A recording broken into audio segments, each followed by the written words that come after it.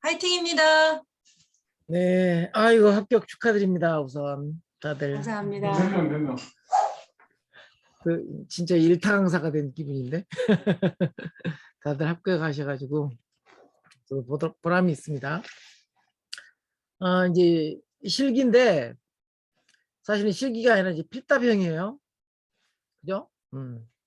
필답형으로 바뀌었고 그러다 보니까 옛날에는 막 준비해야 될 게 많았어요. 뭐 이게 하얀 가운도 준비하고 뭐 이제 실험을 할 때 정확한 그 자기한테 맞는 그런 재료를 안 주기 때문에 자도 따로 챙겨야 되고 뭐 접독할 뭐 이런 거 장갑 다 챙겨가지고 바리바리 싸가지고 가야 했던 게 이제 실기시험인데 전에 말씀드렸듯이 실기시험을 하다 보면 이제 평가위원회에 따라서 이게 승부가 나요. 그래서 까다로운 학교에 안 가려고 그때는 진짜 막 새벽 밤새 가지고 등록하고 등록 안 되면 막 항의하고 막 이 난리가 났어요. 그래서 뭐 특정한 어느 학교는 가지 마라, 절대 가지 마라.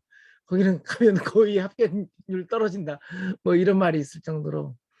근데 이제 아무래도 이제 그런 문제들이 생기니까 필답형으로 바뀌었는데 필답형으로 바뀌다 보니까 실기 시험에 이제 국한돼서 나오던 문제들이 많이 줄고 1차 우리 필기 시험에서 봤던 내용들이 많이 거기에 이제 끼어들어가요. 네. 그래서 1차 시험 봤던 내용이 또 나오니까 우리 공부했던 그 교재에 단답형으로 나와 있는 요약본 있잖아요. 2페이지짜리. 그건 거의 그냥 달달달달달달 외우고 가셔야 되고요. 그리고 이제 계속 우리 그 옛날에 시험 볼 때 깜지 많이 만들어 보셨죠? 영어 단어 외울 때 깜지 만들듯이 오원숙 씨는 고개 절레절레 안 만들어 봤어요? 깜지 만들었잖아 왜 영어 단어 외울 때 그런 것처럼 하루에 한 번씩은 그 앞에 2페이지를 한번 써본다 이런 생각을 가지고 임하셨으면 좋겠습니다. 오늘은 이제 여기 실기라고 좀 써있긴 한데 화면 공유해드리고 시작하도록 하겠습니다. 종자기능사 필답 그건가요? 아니요, 그거 아니에요. 이제 거기에도 좀 빠져 있는 게 있어서 전반적으로 좀 한번 하고 제가 3회를 지금 현재 예상하고 있는데요. 봐서 경우에 따라서 4회가 될 수도 있을 것 같아요. 일단은 좀 한번 일단 그 시험 기간이 여유가 있어서 진행을 한번 해보도록 하겠습니다. 다 잘 보이시죠? 네, 종자기능사 실기라고 했는데 필답형이고요. 먼저 이제 시험 내용들을 보면 이제 종자 생산 분야에 대한 문제들이 많아요. 종자 생산 분야가 많고 그다음에 육종 부분들은 그렇게 많지 않아요. 예. 근데 이제 개념 설명 정도는 물어볼 수가 있고요. 작물 재배 부분이 또 이제 이렇게 나옵니다. 오늘은 좀 종자 생산 부분에 국한돼서 실기 또는 이제 필답 내용들을 하나하나 짚어보도록 하겠습니다. 가장 먼저 이제 종자 구조예요. 이렇게 이제 종자 이름을 썩어 놓고 떡잎, 종피, 유화, 유군, 주공 뭐 이런 식으로 이제 물어봅니다. 네. 이게 이제 여기다 이제 주공에다가 가로치겠죠. 유군에다도 가로치고 이런 식으로 해서 채워넣기형의 문제예요. 그러니까 우리가 이제 식물학적으로 뭐 종자인 거에 있고 그다음에 과일인 게 있었잖아요. 과일은 뭐예요? 이 껍질이 이게 과일이잖아요. 그죠? 자, 이게 이제 벼라고 하면 이건 과일이에요. 그죠? 끄떡끄떡 안 하지? 그러면 이건 과일이면 뭐예요? 종피가 아니라 과피예요. 과피. 그러니까 외과피 그래서 이제 외과피가 있고 그 과피 안에 세 개의 층이 있죠. 그죠? 네. 그래서 이제 외과피, 중과피, 내과피 그렇게도 하고 이제 이런 식으로 이제 나옵니다. 그래서 가로치면 그 안에 이제 채워 넣는 그런 이제 그것들을 해야 되니까 많이 외우셔야 돼요. 그리고 이제 여기서 보면 배유종자인 거하고 무배유종자인 거 우리 다 외웠죠, 그죠? 이런 것들도 또 나옵니다. 이렇게 이제 종자 기호로 쓰기도 하지만 배유종자 뭐 5가지를 써라. 또는 무배유종자 5가지를 써라. 이런 식으로 무배유종자 3가지를 3가지 쓰라는 말이 가장 많은데 근데 이제 5가지 써라 뭐 이럴 수도 있죠. 그래서 배유종자하고 무배유종자가 뭐가 있는지는 외우셔야 됩니다. 사지선 다행이면 찍으면 됐는데 그중에 보이니까 글자가 이제는 하나하나 써야 돼요. 그다음에 이제 여기 종자 형태에서 이제 이 곡식 종자들의 세세한 걸 물어보기도 해요. 그래서 되게 이제 이런 부분들도 하나하나 좀 기억해 가시는 게 좋아요. 그래서 까끌하게 있는 부분이 이제 이렇게 위쪽에 있고 그다음에 안에 배가 있고 배젖이 있고 껍질의 순서들 이런 거 옥수수 같은 경우도 마찬가지예요. 배젖이 있고 녹말 배젖, 각질 배젖 뭐 이런 식으로 이제 세세하게 물어보지는 않을 텐데 과피가 이렇게 여러 가지 층으로 이렇게 이루어져 있는 거라든지 이런 것들도 기억을 하고 가셔야 합니다. 그래서 이제 다음에는 이제 이렇게 문제를 내봤어요. 이렇게 문제를 이렇게 괄호로 열고 그러니까 이제 이게 이제 뭐야 배유죠, 그죠? 배전. 그다음에 이제 이게 유아, 유근 뭐 이런 식으로 아스파라거스라든지 양파라든지 토마토, 당근, 샐러리, 비트, 고추, 강낭콩 다 어떤 이름인지를 한번 시험 삼아 적어보세요. 답은 여기 다음 페이지에 있습니다. 나오죠, 그죠? 다음 페이지 이것도 제가 이제 드릴 테니까 이거 보고 외우고 그다음에 이제 문제도 한번 풀어보는 방식으로 하셨으면 좋겠어요. 그다음에 이제 이 양배추라든지 상추의 씨앗도 마찬가지예요. 이렇게 간단하게 보면 이제 이건 배고 이거 배젖이겠네 뭐 이런 식으로 이제 할 수도 있고 아주 쉬운 이제 제목일 수도 있는데 그 개념을 이제 정확하게 아셔야죠, 그죠? 여기서는 이제 유근이라 그러잖아요, 그죠? 여기는 자엽이라 그러고. 그래서 이제 여기서 이제 15, 뭐 13, 2, 뭐 이런 것은 이제 배수체 얘기예요. 그다음에 여기도 마찬가지로 강낭콩.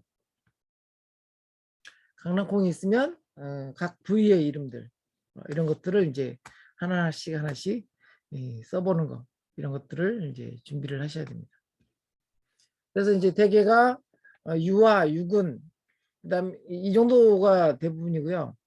그 떡잎이 나와서 뭐 상배축, 하배축이니 뭐 이런 것들은 대개는 이제 너무 지연 말단적인 거라서 안 나오는데 어느 게 싹이고 어느 게 배젖인지 떡잎인지 이런 것들 정도는 기본적으로 이제 아셔야 돼요. 그래서 비트라든지 이런 것들도 거의 나와 있죠, 그죠? 이 안에. 그래서 이건 암기를 거의 하셔야 됩니다. 그 다음이 이제 그 우리 그 꽃차례 했었죠, 그죠? 예. 꽃차례. 꽃차례 이것도 꽃을 이제 하나 이런 A, B, C, D, E, G, H, E, F, G, H 이렇게 나오는데 보니까 우리가 여기 H 이것을 이제 미상화서라고 배웠잖아요. 근데 유의화서라고 해요. 유의화서. 이걸 또 유의화서. 되게 이제 그 갈참나무라든지 참나무 종류들이 이 유의화서, 미상화서거든요. 근데 시험에 나오는 답들을 보면 미상화서가 아니라 우리가 배우기는 미상화서라고 설명을 했는데 유의화서라고도 한다는 거. 그래서 여기 미상화서가 아니라 유의화서로 이제 기억을 하시는 게 필요해요. 그러니까 이제 꽃차례 중에서 가장 먼저 나온 게 이 유의화서라고 합니다. 참나무. 그러니까 이제 속시식물이 되면서 가장 먼저 출현한 꽃차례가 유의화서거든요. 우리가 이제 미상화서로 했기 때문에 기존에 나눠드린 자료를 보면 유의화서라는 이름이 나와 있어서 그거 헷갈리지 않게 이렇게 하시면 돼요. 그래서 애우는 방법들은 그쪽 얘기했죠, 그죠? 총상화서는 총체 모양이다, 그죠? 원추화서는 원추, 그죠? 원추 모양이고, 그다음에 수상은 숫자가 이삭 모양이라고 그랬잖아요. 이삭 숫자 쓴다 그랬잖아요. 이삭 모양. 그러니까 우리 뭐 벽시 벼 이삭이라든지 이런 것처럼. 그다음에 산방은 이제 흩어질 산자인데 흩어져 있대 방이 있잖아요. 방, 그죠? 모방자예요. 모가 난 흩어져 있대 모가 난 형태로 끝이 뾰족하잖아요. 그죠? D 여기 위에 보면 끝이 이쪽이 뾰족하죠. 그죠? 역삼각형 형태로. 모방, 이게 삼방화서.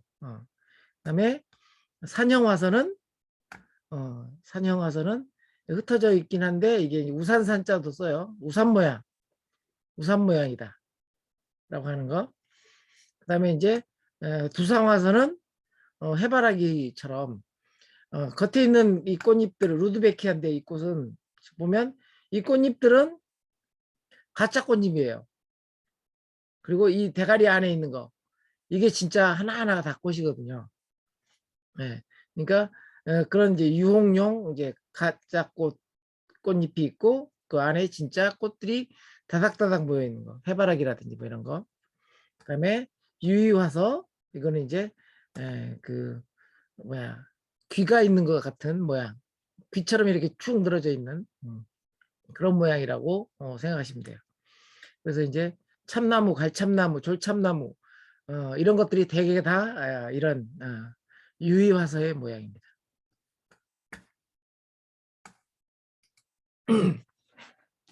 그다음에 이제 작물병해충이에요.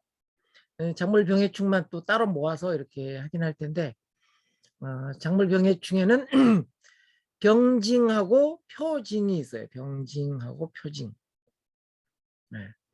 병징은 병의 증상이 나타난 것. 그다음에 표징은 그 병해충의 모양이 보이는 거예요. 병증은 병의 증상으로 이렇게 막 시들시들한 거라든지 뭐 이런 거예요. 근데 표징은 그 병원균, 그러니까 이제 진딧물이라든지 아니면 뭐 모자이크라든지 뭐 이런 것들이 바이러스의 모양이 눈에 보이는 거예요. 흰가루병 같은 경우는 이제 흰가루가 보이겠죠, 그죠? 이런 것은 이제 표징이고, 근데 증상만 있는 거 이런 건 이제 병징이라고 해요. 병징과 표징으로 이제 구분을 합니다. 그래서 이제 뭐 모자이크 바이러스라든지 뭐 그다음에 토마토 반점 위조 바이러스라든지 이제 우리가 위조라고 하면 시드름이에요. 시드름이에요. 위조라는 얘기는 뭘 가짜를 만들어내는 게 아니라 위조점 그러면 이제 시드름 물이 부족해서 시드름 지점이잖아요. 위조. 여기도 토마토 덤블 위조. 그죠? 궤저는 그 썩어 들어가는 거죠. 그죠? 궤저.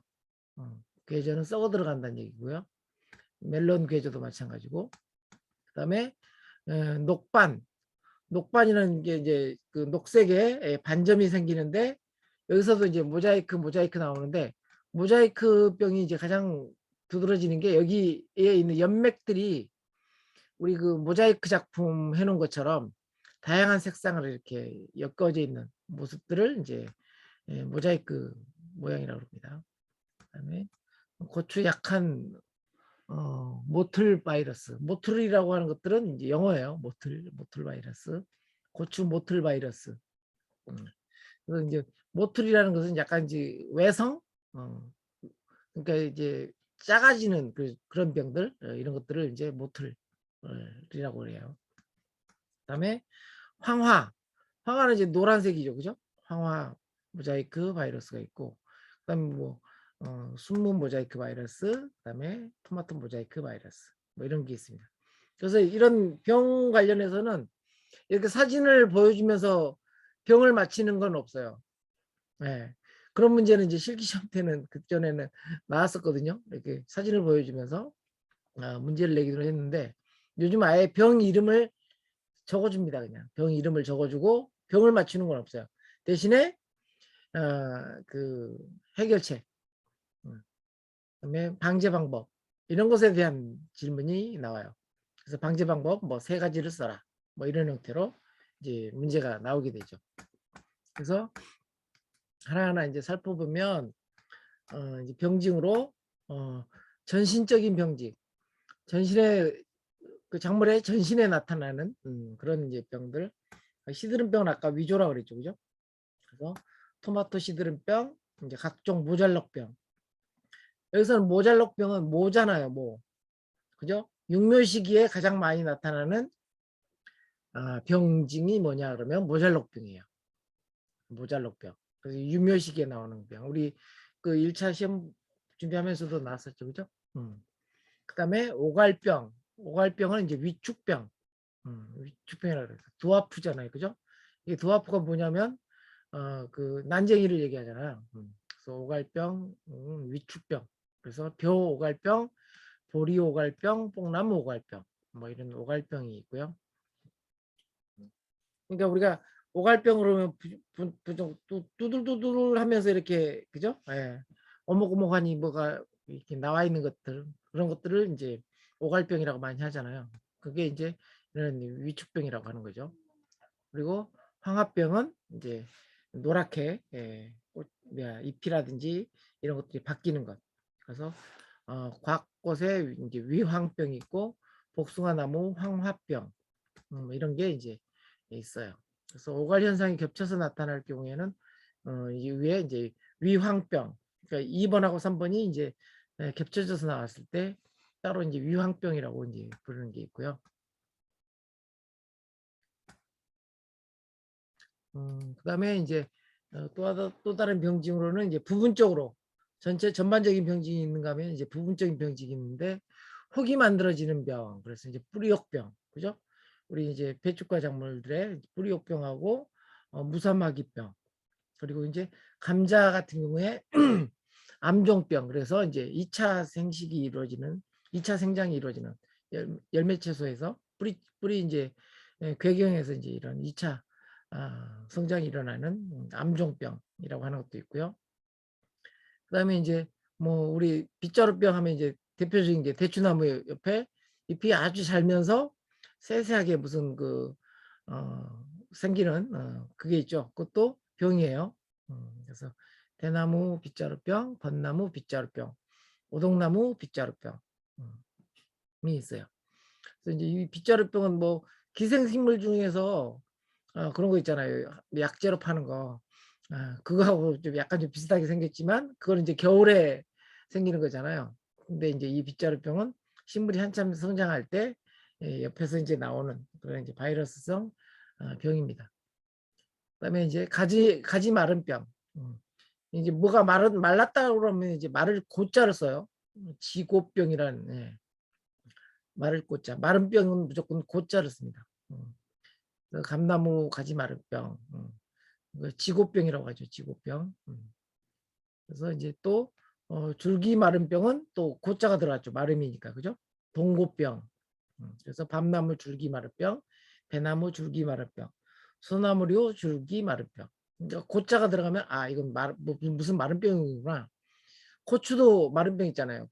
고추가 품마른 병이 걸리면 청고병이라고 그러죠. 그것도 마른 병이죠. 그죠? 그런 식으로 한자로 나오면 고자가 들어가면 무조건 마른 병이구나 이렇게 보시면 돼요. 그다음에 불마른 병은 여기 이제 그냥 소병이라고 나왔는데 소병, 감자 역병이라든지 벼 입집 얼룩병, 배나무 화상병. 그래서 보통 이제 소병, 불마른 병. 요즘 그 화상병이 굉장히 유행했잖아요. 작년에도 그렇고 올해도 그렇고 과수 화상병이 굉장히 유명해요. 그런 이제 화상병 종류들이 이렇게 불마른 병이라고 보시면 돼요. 그다음에 또 다른 이제 병징으로 미일화병.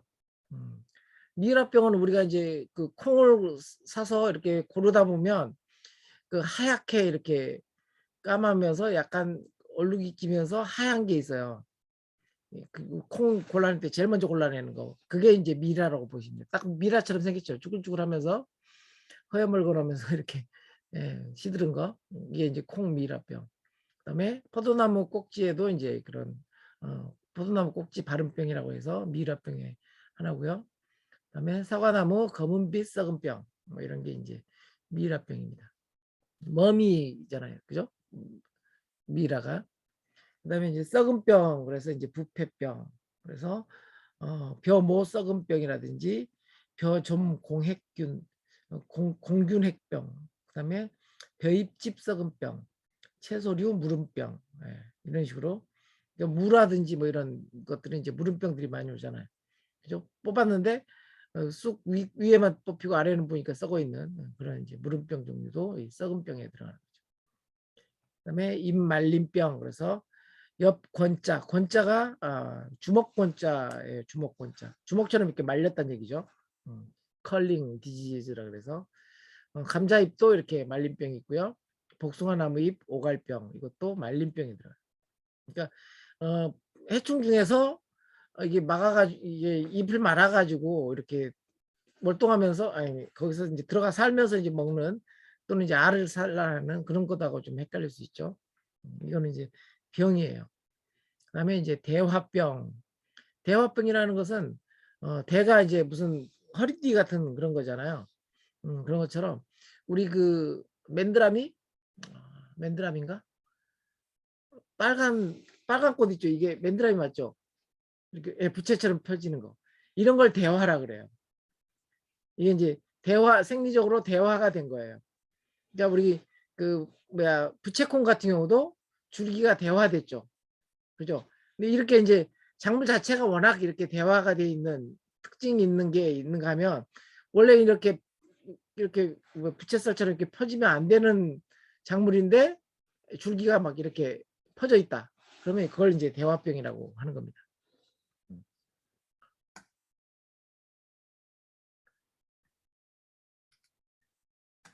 그다음에 이제 작물 병해충으로 이제 병해를 보면 이제 국부적 아까 이제 부분적이었고 이제 아예 국부적으로만 나타나는 것 이제 더댕이병 우리 이제 감자 보면 이제 다닥다닥 뭐가 이렇게 오돌토돌하게 나와 있는 그런 것처럼 이제 그런 이제 병들 그다음에 이제 감귤도 마찬가지죠.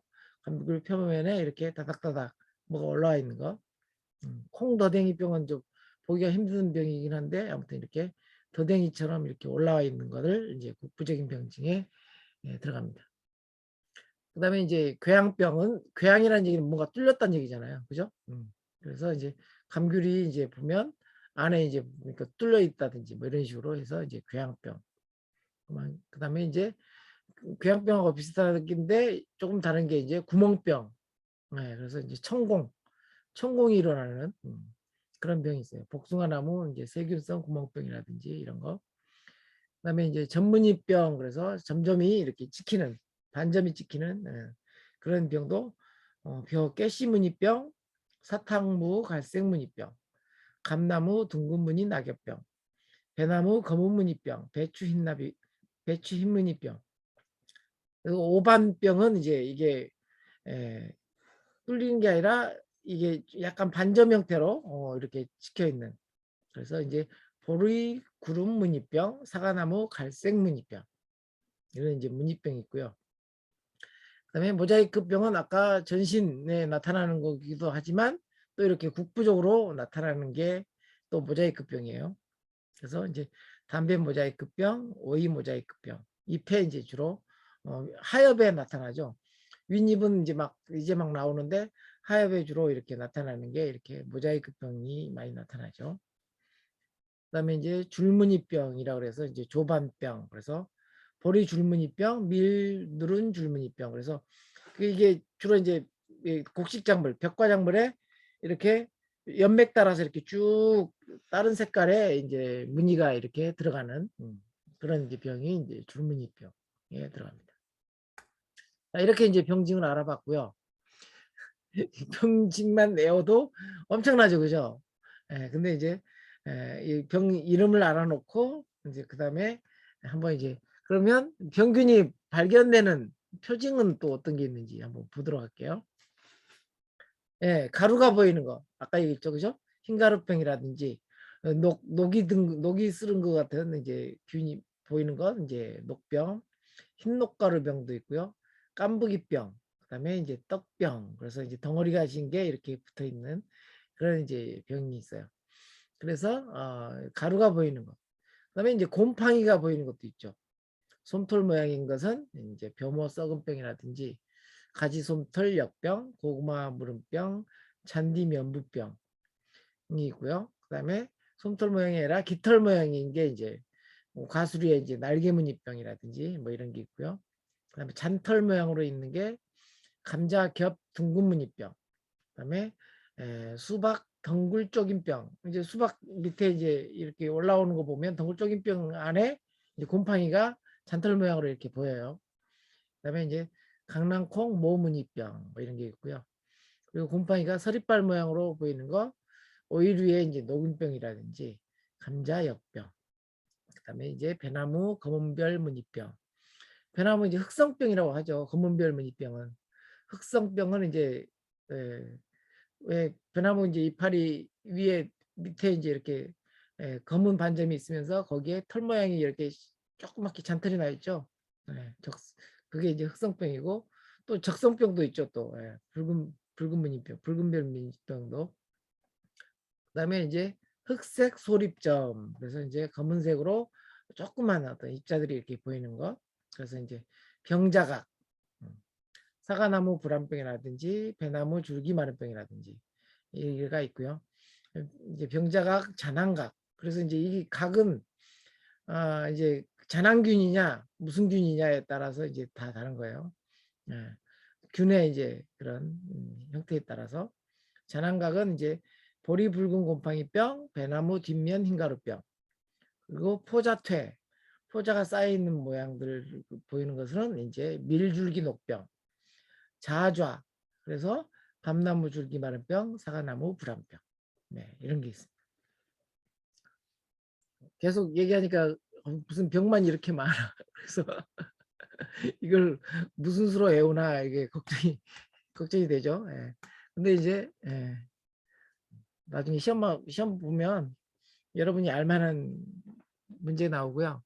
알지 못해도 그 치료법들 이런 것들은 여러분들이 어, 적어도 반 점수까지는 맞을 수 있게 할 수 있습니다. 그다음에 이제 작물의 병해 중에서 또 이제 균이 보이는 그런 게 이제 균핵병. 그래서 이제 벼 채소라든지 과수에 이제 균핵병이 있고요. 이런 건 이제 과수를 이제 쪼개보면 이제 보이죠. 이게 까맣게 이렇게 보이는 것도 있고. 그다음에 이제 돌기, 배나무에 이제 붉은 별 무늬병. 이게 이제 적성병이죠. 배나무 붉은 별 무늬병이. 그거는 이제 녹포가 이제 이렇게 보이는 그런 이제 돌기로 이렇게 우뚝 올라오죠. 네. 그다음에 이제 고구마 검은 무늬병. 그것도 이제 잔황각 돌기가 이렇게 돌출돼서 나와요. 그다음에 이제 버섯 같은 경우는 이제 과수, 수목 등의 이제 뿌리 썩은 병이라든지 채소류의 이제 균핵병이라든지 이런데 이제 잔황반 형태로 이제 나오는 게 버섯 모양의 이제 모습이에요. 그다음에 이제 점액질로 점질물이 이렇게 만져지는 것. 그래서 포자에서 누출되는 그런 게 이제 나오고 세균이 누출돼서 나오기도 하고 이런 끈끈한 물질들이 나오는 게 이제 표징의 하나입니다. 그리고 이제 냄새로는 밀비린 깐부기병, 그리고 약간 비린내가 난다 그래요. 밀비린내 비슷하면서 곰팡이 비린내 비슷한 밀비린 깐부기병이 있고요. 그다음에 고구마 검은무늬병은 이제 고구마 땅속 뿌리 열매에 보면 검게 썩어 들어가잖아요. 보관 잘못해서 추우면 썩어 들어가는. 근데 이제 그건 우린 다 잘라내고 먹잖아요, 원래. 쓴맛이 나기 때문에. 그다음에 감자 무름병 같은 경우도 냄새가 아주 역한 냄새가 나죠. 이것도 이제 저장이나 아니면 이제 우리가 큐어링이라든지 이런 것을 안 했을 때 제대로 안 하면 이런 게 나오죠, 그죠? 네. 그다음에 사과나무 불안병 같은 경우도 이제 과일 같은 경우는 이제 저장할 때 대개가 이제 뭐 에틸렌이라든지 뭐 이런 형태로 이제 저장을 하게 되는데 그런 이제 저장 조치를 제대로 안 하게 되면 이제 얘네들이 호흡을 하면서 썩어 들어가죠. 예. 이제 그러면서 알코올 발효가 되는 것처럼 하는 냄새를 띠게 됩니다. 우리가 이제 증상에 대해서 하나하나 이렇게 설명을 하다 보면 그럼 그런 걸 안 하면 되겠네. 그죠? 예. 그게 이제 예방책이면서 치료법이에요, 사실은. 그다음에 이제 그래서 장암을 병해충을 이제 진단할 때 이게 이제 전염성 병인지 비전염성인지 이런 것들을 이제 진단을 해야 돼요. 그래서 식물의 이제 병 진단 같은 경우는 병 발생을 막는데 기초가 되며 올바른 진단을 할 때에 비로소 알맞는 방제법을 찾을 수가 있고 방제 효과도 기대할 수가 있습니다. 식물병의 진단에는 적은 수의 이제 병등 식물체뿐만 아니라 그 부분에 있는 다른 종류의 식물도 포함해서 피해의 발생 상황과 발생의 추이, 환경 조건 등을 조사할 필요가 있어요. 그래서 이제 전염성 병 같은 경우는 전체에 대한 그 병 발생 전체의 환경들이라든지 이런 것들을 다 개선하는 또는 이제 전체 방제 구역도 전반적인 그런 부분으로 이루어져야 하기 때문에 병 중에서도 특히 이제 전염성 병균에 오히려 굉장히 중요한 고민을 많이 해야 되고요. 그래서 이제 주로는 이제 이런 전염성 병에 대한 것들이 많이 주로 나오고 비전염성 병 같은 경우는 별로 이렇게 뭐 그거 한 국부적인 부분에 머무르기 때문에 비전염성 병은 구체적으로 따지지는 않습니다. 그래서 전염성 병에 주로 이제 집중하시면 될 것 같아요. 그래서 이제 진단법에 이제 눈에 의해서 진단하는 아까 얘기했듯이 병징이라든지 표징을 통해서 이제 알아내는 거죠. 근데 이제 병징 같은 경우는 하나의 병징이 여러 가지 질병에 걸쳐 있을 수가 있어요. 그러니까 우리가 이게 이파리가 이게 말라도 황변하고 있다 그러면 이게 내가 걸음을 잘못 줘서 그런 건지 아니면 병이 와서 그런 건지 해충이 와서 그런 건지 아니면 환경 오염에 의한 것인지 그죠? 한 네다섯 가지 원인이 있을 수 있어요. 그죠? 병증은. 근데 이제 표징은 실제로 균이 보이는 거잖아요. 그러니까 진단이 굉장히 중요한 데 비해서 병증일 때는 여러 가지 이제 주변 환경하고 이런 것들을 아울러서 종합적으로 판단해야 되는 그런 이제 숙제가 있어요. 그래서 그다음에 이제 눈에 의한 진단은 그렇고요.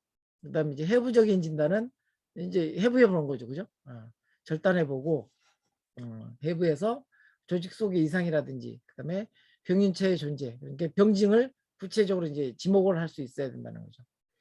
그래서 보통 이제 여기서는 다양한 이제 약품이라든지 이런 시약이라든지 이런 것을 활용해서 그 병의 이제 바이러스의 유무를 이제 이렇게 밝혀내게 됩니다.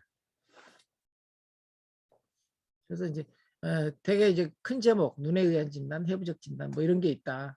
그다음에 또 여기 뒤에 뭐 이렇게 병원적인 진단이라든지 이화학적 진단이라든지 혈청학적 진단이 있다. 이렇게 큰 제목하고 주로 이제 물어보면 좀 어려울 만한 여러 가지를 가지고 있는 내용 안에서 뭐 혈청학적 진단에 두 가지 방법 정도 써라. 이렇게 나올 수도 있죠. 이제 병원적인 진단은 병원체를 현미경도로 이제 전자현명으로 관찰하거나 병원체를 이제 분리해서 배양을 해보는 게 이제 주로 병원적 진단이에요. 그래서 코크의 이제 진단법을 이제 쓰고요. 그다음에 이화학적인 진단은 이화학적인 병든 식물의 이제 이화학적인 변화를 조사해서 병의 종류를 진단하는 것. 여기서 이제 뭐 시감자를 쪼개서 자외선을 쬐면 관다발부가 둥글게 형광빛을 내는 게 이제 감자둘레 썩은병이다. 뭐 이런 식으로 이제 진단을 하는 이화학적인 진단이 있고요. 그리고 이제 벼도열병의 경우도 집수 함량에 따라서 이제 옥도 칼륨액이라든지 이런 것에 의해서 진단하는 그런 것들이 있습니다. 혈청학적인 진단은 우리가 이제 시험에서 나왔었죠 이거 아니 시험 우리 1차에서도 그죠? 네. 그래서 이제 슬라이드법이라든지 한천결 확산법이라든지 형광항체법, 적혈구 응집 반응, 라텍스 응집 반응, 효소 결합 항체법 해서 이제 주로 이런 것들 그 수액이죠. 수액을 이제 뽑아내서 그것을 하나하나 이제 검사하는 그런 방법을 쓰는 겁니다. 그래서 이제 주로 이제 이게 병원적 진단하고 혈청학적 진단, 이화학적 진단이 서로 헷갈릴 수가 있어요. 그래서 핵심 개념이 뭔지 이런 것들을 좀 알아두시면 되겠습니다.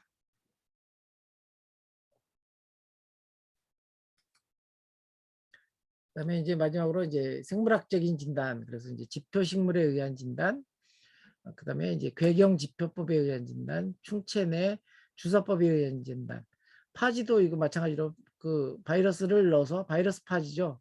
박테리오 파지를 넣어서 유전적인 진단이에요. 그래서 이게 되게 이제 이쪽 부분들은 분자 생물학적인 진단이기도 해요. 그래서 이제 토양도 검진을 해서 토양 안에 이제 선충이라든지 바이러스 유무를 이제 이렇게 추정하는 그런 이제 검사법들도 있습니다.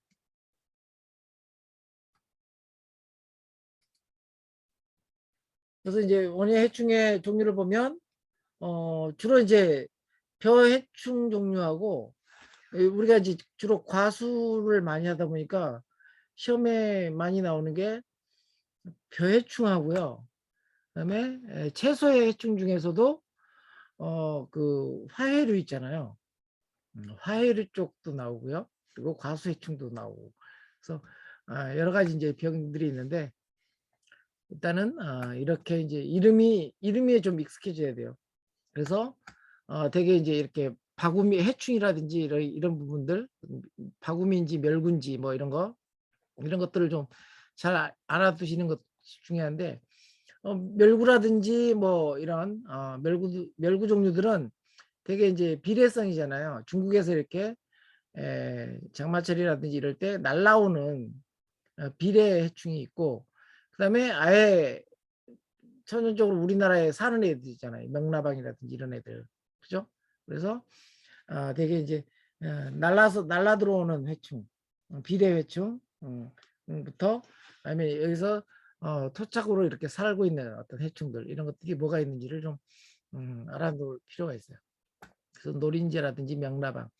명나방은 이제 여기 보면 벼에도 있고 밭작물 안에서도 명나방이 있죠, 그죠? 그래서 이제 명나방들이 많이 있고 그다음에 이제 그 선충류는 이제 땅 속에 있는 선충류들, 진딧물이라든지 총체벌레, 파총체벌레 뭐 이런 것들. 그래서 이제 원예 해충들에 대한 것들도 병진과 이제 표진과 함께 이제 그 작물 병해충 관리에 있어서 굉장히 중요한 부분입니다.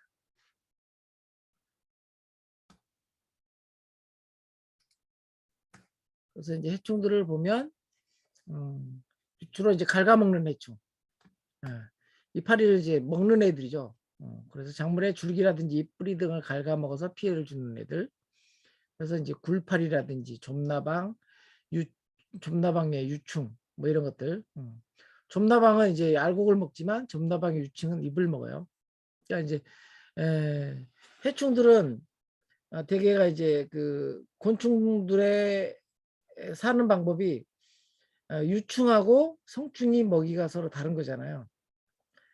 그래서 지구상에 전 지구를 다 점령하고 있는 게 이제 이 곤충 종류인 이유가 어미하고 애벌레가 먹이가 서로 다르기 때문에 서로 경쟁을 안 하죠. 그래서 이제 그런 이제 특징을 따라서 벌레인지 아니면 성충인지 뭐 이런 것들도 이제 정확하게 알아둘 필요가 있어요.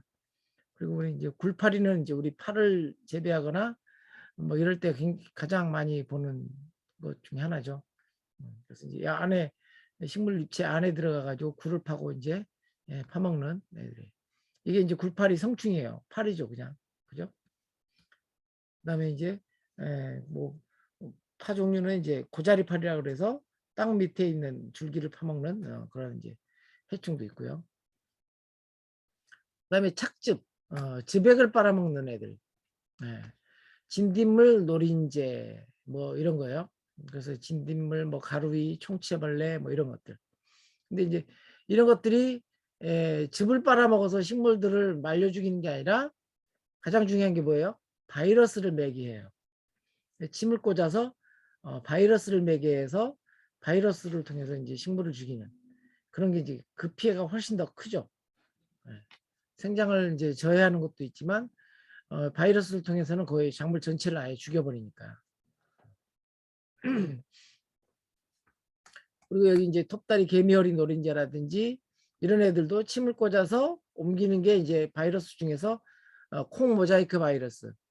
그다음에 콩 안에서 아까 얘기했던 뭐였죠?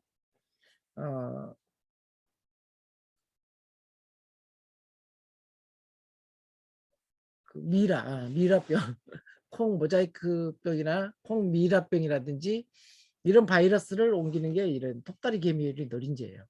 그러니까 주로 이런 바이러스 관련된 애들은 해충과 항상 연결돼 있어요.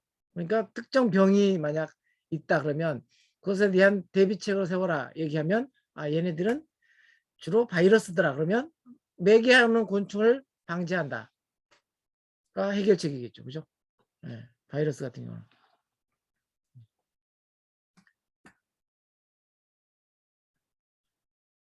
그다음에 잎으로 갈가 지백을 빨아먹는 그러니까 이게 이제 총체벌레 종류죠. 지백만 이렇게 침구가 있어가지고 침을 이렇게 쭉 빨아먹는 애들이 아니라 갈가서 지백을 빨아먹는 이제 피해가 이제 총체벌레예요. 얘네들도 마찬가지예요. 식물의 이제 상품성을 떨어뜨리죠. 특히 이제 파라든지 뭐 이런 고추라든지 이런 것들은 상품성도 떨어뜨리긴 하지만 얘네들도 똑같이 바이러스를 옮겨요. 이런 총체벌레들도. 그래서 이제 이런 총체벌레 생긴 것들도 굉장히 좀 중요하게 방제를 해야 되고요. 특히 이제 전화류라든지 이런 식으로 구체적으로 상품성이 있는 것들을 되게 상품성을 떨어뜨리는 그런 이제 피해를 입는 애들이 이제 총체벌레라고 생각하시면 됩니다. 그러면 이제 산란에 의한 피해, 그러니까 나방류라든지 굴파류라든지 총체벌레류 같으면 이게 이제 알을 까서 거기서 이제 유충들이 이제 산란해서 이렇게 식물 내에 이제 상품성을 떨어뜨리는 그런 것들이에요. 그래서 아까 얘기했던 아까 그 굴파리라든지 뭐 이런 것들이 또 같이 나오죠. 총체벌레, 그다음에 굴파리 이런 게 이제 산란에 의한 피해를 내면서 과일에는 이제 그 산란관을 꽂고 이렇게 상처를 내기 때문에 그런 이제 모양들이 상품성을 떨어뜨리는 그런 피해를 주게 되죠. 그다음에 이제 비정상적인 생장에 의한 피해. 여기는 이제 주로 뿌리를 가해하는 애들이 나와요. 선충류예요, 선충류. 그다음에 이제 먼지응애 뭐 이런 애들. 그래서 이제 뿌리를 공격을 해서 작물들이 제대로 못 자라게 하는 그런 것들이고요. 그리고 이거 뿌리옥 선충들은 주둥이가 거의 그 세포 크기보다 작아요. 선충류가. 그래서 세포 안에 들어가서 세포에 있는 내용물들, 그 액포라든지 이런 내용물들을 쭉쭉 빨아먹죠. 그리고 이제 이런 이제 혹이 생기게 만드는 거 주로. 이 혹은 이제 얘네들이 선충기가 만드는 게 아니라 식물이 이제 얘네들이 이제 파먹으니까 방어하려고 만들어내는 게 이 혹이에요. 그러다 보니까 방어하려고 만든 혹이 이제 자기네들의 이제 물관이라든지 이런 것들을 막아가지고 또는 체관의 이동을 막아서 죽게 만드는 그런 거죠. 선충이 빨아먹어서가 아니라 식물이 그걸 방어하다 보니까 만들어내는 그런 혹 때문에 식물이 죽습니다. 그다음에 이제 먼지 응애류는 한두 마리만 가해도 이렇게 이제 타액에 독성이 있어가지고 이게 피해를 입히는 그런 이제 식물이에요. 여기서 이제 참먼지 응애 뭐 이렇게 모양 보이는데 아주 미세한 응애 종류들이죠. 그래서 우리가 이제 육묘하거나 뭐 이럴 때 이제 가장 먼저 보이는 이제 해충 종류는 이제 이런 응애 종류가 나옵니다. 그래서 이제 작물 병해충 관련해서는 병해충 종합 관리라는 개념이 있어요. IPM이라고 합니다. IPM. 그래서 이제 인티그레이티드 패스트 매니지먼트 뭐 뭐 이러겠죠. 예. 그래서 이제 화학적인 방제, 생물학적인 방제, 기계 물리적 방제, 경정적 방제. 뭐 이런 게 있어요. 그러니까 여기서는 이제 해충이 주로 이제 패스트니까 그런데 사실은 이제 병에 관련해서도 똑같은 그런 개념으로 이렇게 생각을 해야 돼요. 뭐든지 관리한다고 한다면 관리의 첫 번째는 가장 쉬운 방법, 경정적인 방제, 재배적인 방제예요. 그러니까 작물 간격을 좀 널찍하게 한다든지 뭐 아니면 또 그 뭐죠? 저항성 품종을 선택한다든지 뭐 이런 거예요. 그래서 우리가 이제 병해충 이름이 정말 생소한 이름이 나와. 정말 듣도 보도 못한 병에 대해서 써라. 그러면 제일 먼저 그나마 쓸 수 있는 게 모르면 진짜 모르면 하나는 쓸 수 있어요. 저항성 품종을 선택해서 심는다. 그죠? 무슨 바이러스 병이래. 근데 못 들어봤어. 그러면 가장 먼저 경정적 방제, 기계 물리적 방제, 생물학적 방제, 화학적 방제 이 네 가지 중에서 경정적 방제가 가장 먼저잖아요. 그죠? 그러니까 일단 저항성 품종. 그러니까 뭐 탄저병이다 그러면 탄저병에 대해서 강한 저항성 품종을 심는다. 이게 방제 방법이에요. 그다음에 이제 기계 물리적인 방제는 만약 곤충이다. 곤충이다 그러면 이것을 유인살충하는 거. 그죠? 유인살충한다. 노린재라든지 뭐 이런 식으로 그다음에 이런 것들은 유인살충하는 유인포살, 유살이라고 그러죠. 유살. 유살 방법을 택해서 곤충을 방지한다. 이렇게 하면 맞는 거예요, 그게. 거기에 이제 또 다른 게 들어가긴 하겠지만 그다음에 생물적인 방제는 천적이잖아요. 그죠? 그러니까 뭐 진딧물이다 그러면 이제 뭐 무당벌레, 무당벌레를 천적을 이제 무당벌레라고 안 써도 돼요.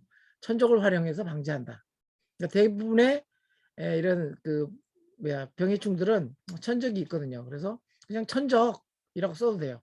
뭐 이리응애니 뭐 이런 식으로 막 놀이 뭐 이런 것도 구체적으로 안 써도 돼요. 천적을 활용해서 방지한다.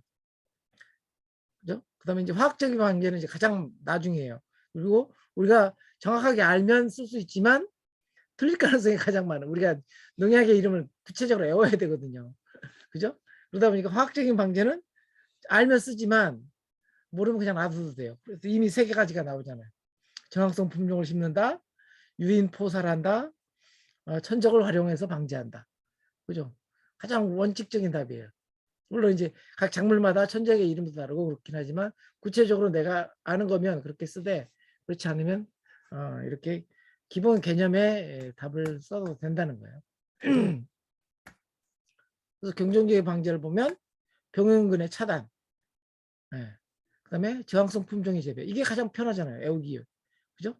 그다음에 뭐 비기주 작물과의 돌려심기를 한다든지 이것도 이제 그리고 답전유난 특히 이제 뿌리 선충류에 의한 병들은 선충류라든지 이런 것들은 답전유난을 해요.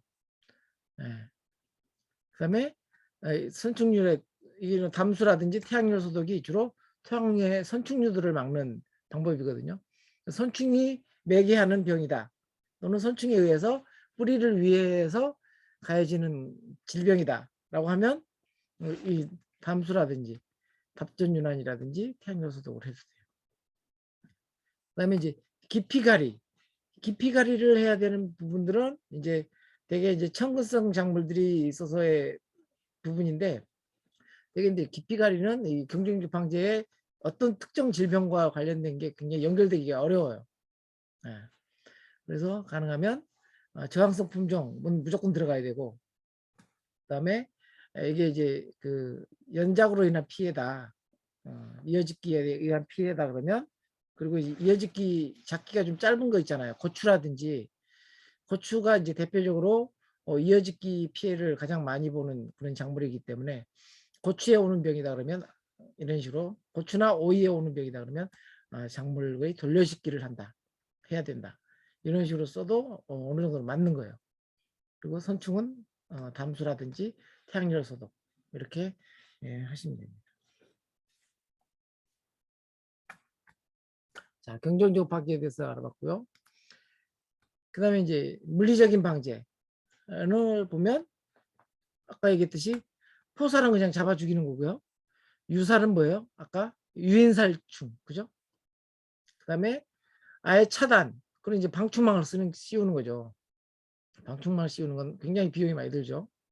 그래서 뭐 페로몬 트랩이라든지 이런 걸 통해서 유인해서 살충하는 것.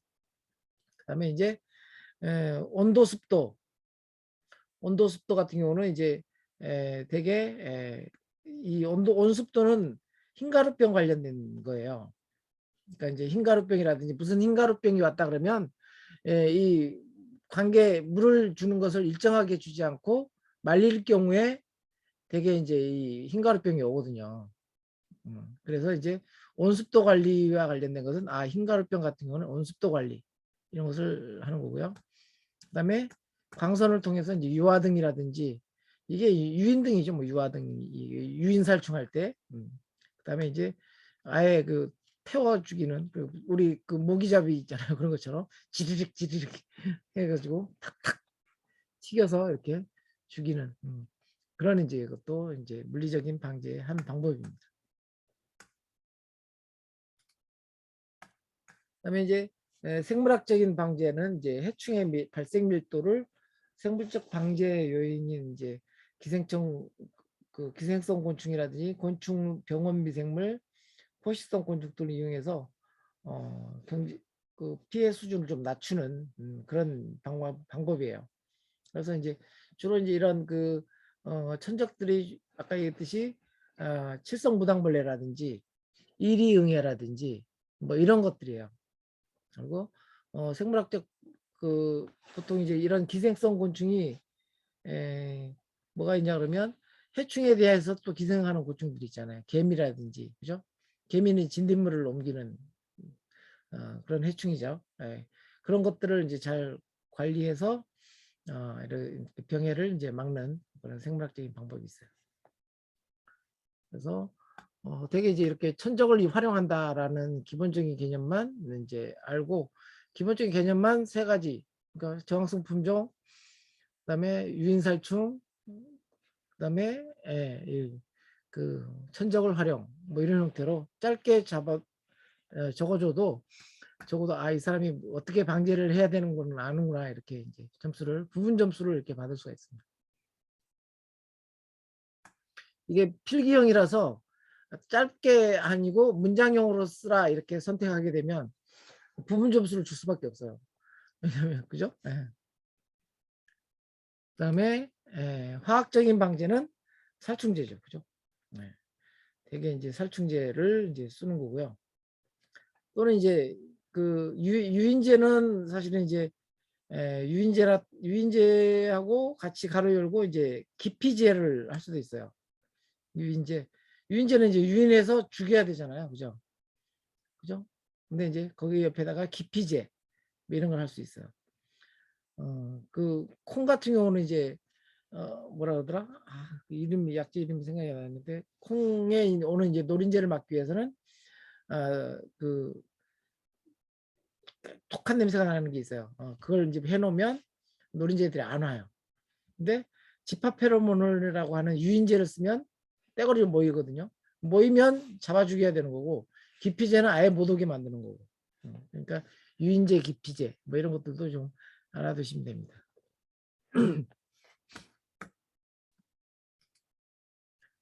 자, 그다음에 이제 법적 방제, 종합적 방제. 이 법적 방제는 이제 주로 이제 왜 해외에서 이렇게 도입할 때 검역을 이제 제대로 한다.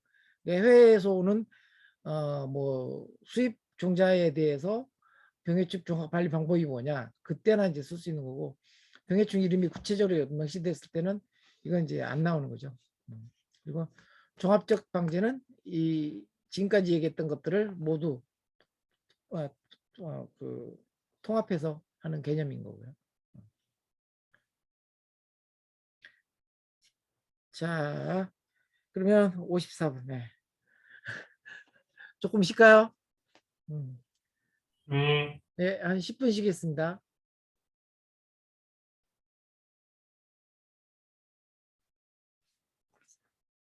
우리 호스트하고 저 빼면 13분이 합격하신 건가요? 오늘 안 오신 분 한 분 홍순덕 선생님 또 빼야지. 손달 선생님은 작년에 합격한 거니까 2차만 준비하시는 거고. 아무튼 우리 홍순덕 선생님도 참 합격하신 분이지 이미.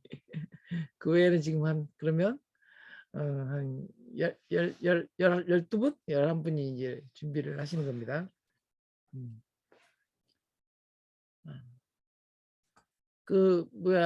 좀 그 시험에 나왔을 때 그러면 어떤 형태로 나오는지를 한번 병에 관련해서 한번 보여드리도록 하겠습니다.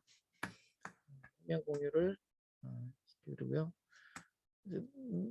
녹화 안 하시나요? 우리 녹화 눌렀어요. 눌렀어요 벌써? 네. 예, 잘 보이시죠? 자, 이렇게 시험이 나옵니다. 그러니까 보시면 맹류 녹병, 뭐 녹병 종류 나오고, 예, 그다음에 도열병 나오고, 물음병 종류 나오고, 예. 보시면 여기 이제 맹류 녹병 보면 저항성 품종 선정 나오죠, 그죠? 붉은 녹병도 저항성 품종 재배 이런 식으로, 그죠? 3가지를 써라 또는 4가지를 써라 이렇게 하면 적어도 하나는 쓸 수 있죠, 그죠? 이렇게 저항성 품종이라든지. 근데 이제 그런 게 없는 것들 물론 있어요. 오이 판옥병이라든지 뭐 이런 것들은 이제 적어도 어떤 병에 있어서는 뭐가 주요하게 들어가는지 이런 것을 이제 기억을 해 두시면 됩니다. 그다음에 이제 국화 흰녹병은 이제 백수병이라고도 하는데 이렇게 이제 잎사귀에 이렇게 이제 하얀 녹균이 이제 생기는 거죠. 이런 것 같은 경우는 되게 연작을 피한다 이런 식으로 주로 이제 경종적인 방식이 뭔지를 정확하게 먼저 개념 규정해 놓고 그다음에 이제 물리적으로는 이렇게 또 병든 잎을 제거한다든지 소각한다든지 이런 것도 이제 경종적인 방식이거든요. 이런 거 경종적인 방식, 그다음에 물리적인 방식, 생물학적인 방식 그 개념 안에서 어떤 답이 있는지를 기억해 놓으면 이 답을 쓰기가 쉽죠. 그리고 이제 여기는 이제 살균제라든지 하는 데는 이제 살균제 이름을 써주면 최고 좋지만 이제 그렇지 않을 때는 안 되는 거죠, 그죠? 그다음에 벼도열병 같은 경우는 특히 이제 벼 뭐 이런 것들은 잘 나오니까 예방약이라든지 살균제. 네. 그러니까 이제 병이 이제 해충해한 거면 살충제를 줘야 되는 거고, 그죠? 병원균이 따로 있으면 주로는 이제 이렇게 살균제를 하게 되죠. 그다음에 이제 합리적인 시비 그래서 질소 시비를 너무 많이 하게 되면 아무래도 이제 도열병에 걸리기 쉬우니까 하는 거고 그다음에 이제 종자소독은 여기서 많이 나와요. 그래서 종자소독도 경종적인 재배 방식이나 화학적 어, 화학적인 방제에서 꼭 이제 들어가는 게 몇 가지가 있어요. 여기서 이제 어,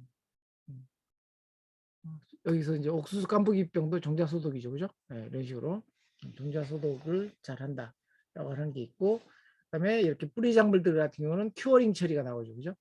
그다음에 비 맞기 전에 또는 이제 춥기 전에 적기 수확한다든지 이런 게 이제 고구마 물음병의 내용이고요.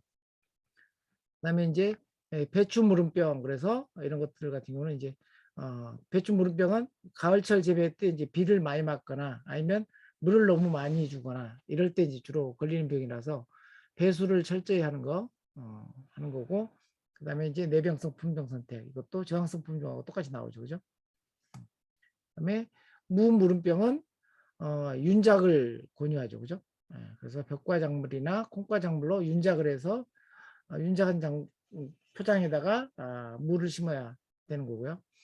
이제 물음병도 이제 바이러스니까 약제 살포를 하는 거. 여기도 이제 살균제 형태가 되겠죠. 선인장 물음병도 이제 병든 식물체를 이제 즉시 제거해서 옮겨가지 않게 전염원을 이제 제거하는 긍정적인 방식을 또 택했어요. 그리고 물을 당연히 이제 선인장이니까 물을 적게 준다. 그다음에 약제를 전면에 살포한다. 이런 거고요. 그다음에 토마토 배꼽 썩은병은 이건 사실은 이제 질병이라기보다는 사실은 이제 생리적인 장애죠. 그러니까 이제 올해 장마철 지나고 나면 이게 이제 그 칼슘이라든지 칼슘 성분이 비에 용해돼서 이렇게 용탈이 되니까 그때 이제 석회 시용을 해야 되거든요. 칼슘 거름을 준다라는 거 이렇게 얘기하시면 됩니다. 그 다음에 이제 여기 옥수수 탄저병 같은 경우 옥수수 깜빡병이 나왔는데 이제 옥수수 탄저병 같은 경우도 보면은 이제 돌려짓기를 하는 거 연작 피해의 이제 증상이기 때문에 이것도 이제 돌려짓기를 하고 그다음에 병이 든 포기가 있으면 빨리 제거해서 이게 이제 전염이 되지 않도록 하는 거. 그다음에 주로 이제 탄저병 종류인데 이게 탄저병이 이제 우리 그 그 테러할 때 하는 탄저균하고는 다른 거예요. 그거는 이제 세균성이고 이게 이제 아마 이제 균류 정도 균류예요, 균류. 이 탄저병은 먹어도 그러니까 상관없는 거죠.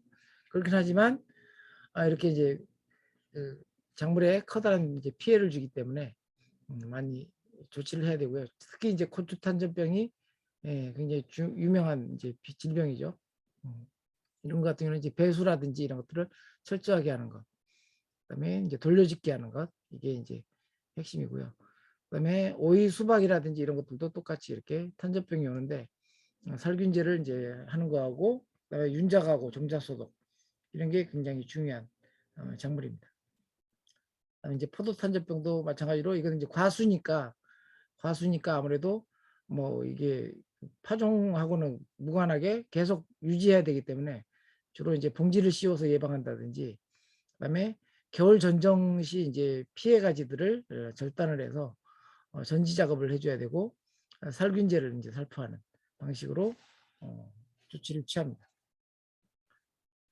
그다음에 이제 벼 흰빛 잎마른병, 벼잎 마른병, 흰 마른병 뭐 이런 식으로 얘기하는데 이것도 이제 벼재배에서는 주로 이제 병들이 거름 때문에 와요. 그러니까 질소 비료를 과용을 한다든지 이렇게 하면 오게 되고요. 그다음에 여기도 이제 저항성 품종이 나오고요. 그다음에 칼륨질 거름을 이제 충분히 사용한다. 그다음에 겹풀 주로 이제 이렇게 잡초 주는 것들을 이제 제거하는 거고 초기에 이제 종자 소독하는 거 이게 나옵니다. 그다음에 이제 콩 잎이 이렇게 이제 오갈지는 것 오골오골 이렇게 오갈지는 병들은 이제 진딧물이 주로 콩잎 뒷면에 진딧물이 와요. 그래서 이제 진딧물을 방지한다. 그다음에 병이 든 것들이 이제 옮겨가지 않도록 제거하는 거. 그다음에 이제 건전한 종자를 채택하는 거. 그다음에 저항성 품종 선택. 저항성 품종 선택은 굉장히 많이 들어가요. 그래서 어떤 부분에 이제 써야 될지는 정확하게 여러분들이 외워두시면 돼요. 복숭아 오갈병 같은 경우도 가지 끝까지가 이제 끝까지 약재가 묻도록 이제 살포한다. 그다음에 2, 3월 하순에 발화 직전에 약재를 이제 살포하는 부분이고요. 그리고 이제 감자 더댕이병 같은 경우는 토양이 이제 토양 반응을 약산성으로 해주는 게 이제 중요하고요. 감자는 그다음에 건전한 씨감자를 해야 되고요. 그다음에 이게 답존 유난이 나오죠. 감자가 그죠? 1년간 논으로 이용하기 한다. 땅 속에 있는 병원균이기 때문에 이런 식으로 이제 하는 거고요. 이게 마찬가지죠. 돌려짓기란 말은 같은 말이죠, 그죠? 그다음에 감귤 더댕이병은 이제 살균제 살포하고 질소 비료를 과용하지 않는다. 모든 질병에 있어서 거름과 관련된 것은 질소 과용이거나 칼슘 칼륨 부족이 많아요. 그래서 그런 것들을 주로 얘기해 주면 되고 전염된 이제 잎들을 가지들을 이제 이렇게 제거하는 거고요. 그다음에 이제 이게 이제 조그맣게 이렇게 잎들이 이제 바람에 흔들리면 그 상책이 난 곳으로 이렇게 균이 들어오기 때문에 방풍 대책을 세우는 게 이 감귤대대병 예방법입니다. 그다음에 이제 가지 잿빛 곰팡이병이죠 이것도. 그래서 종자 소독이 나오고 살균제 나오고 그다음에 병든 잎이나 열매를 제거하는 것. 그래서 이건 이제 우리가 농사 짓다 보면 많이 나오는 거죠. 그죠? 그리고 또 이어짓기를 피한다.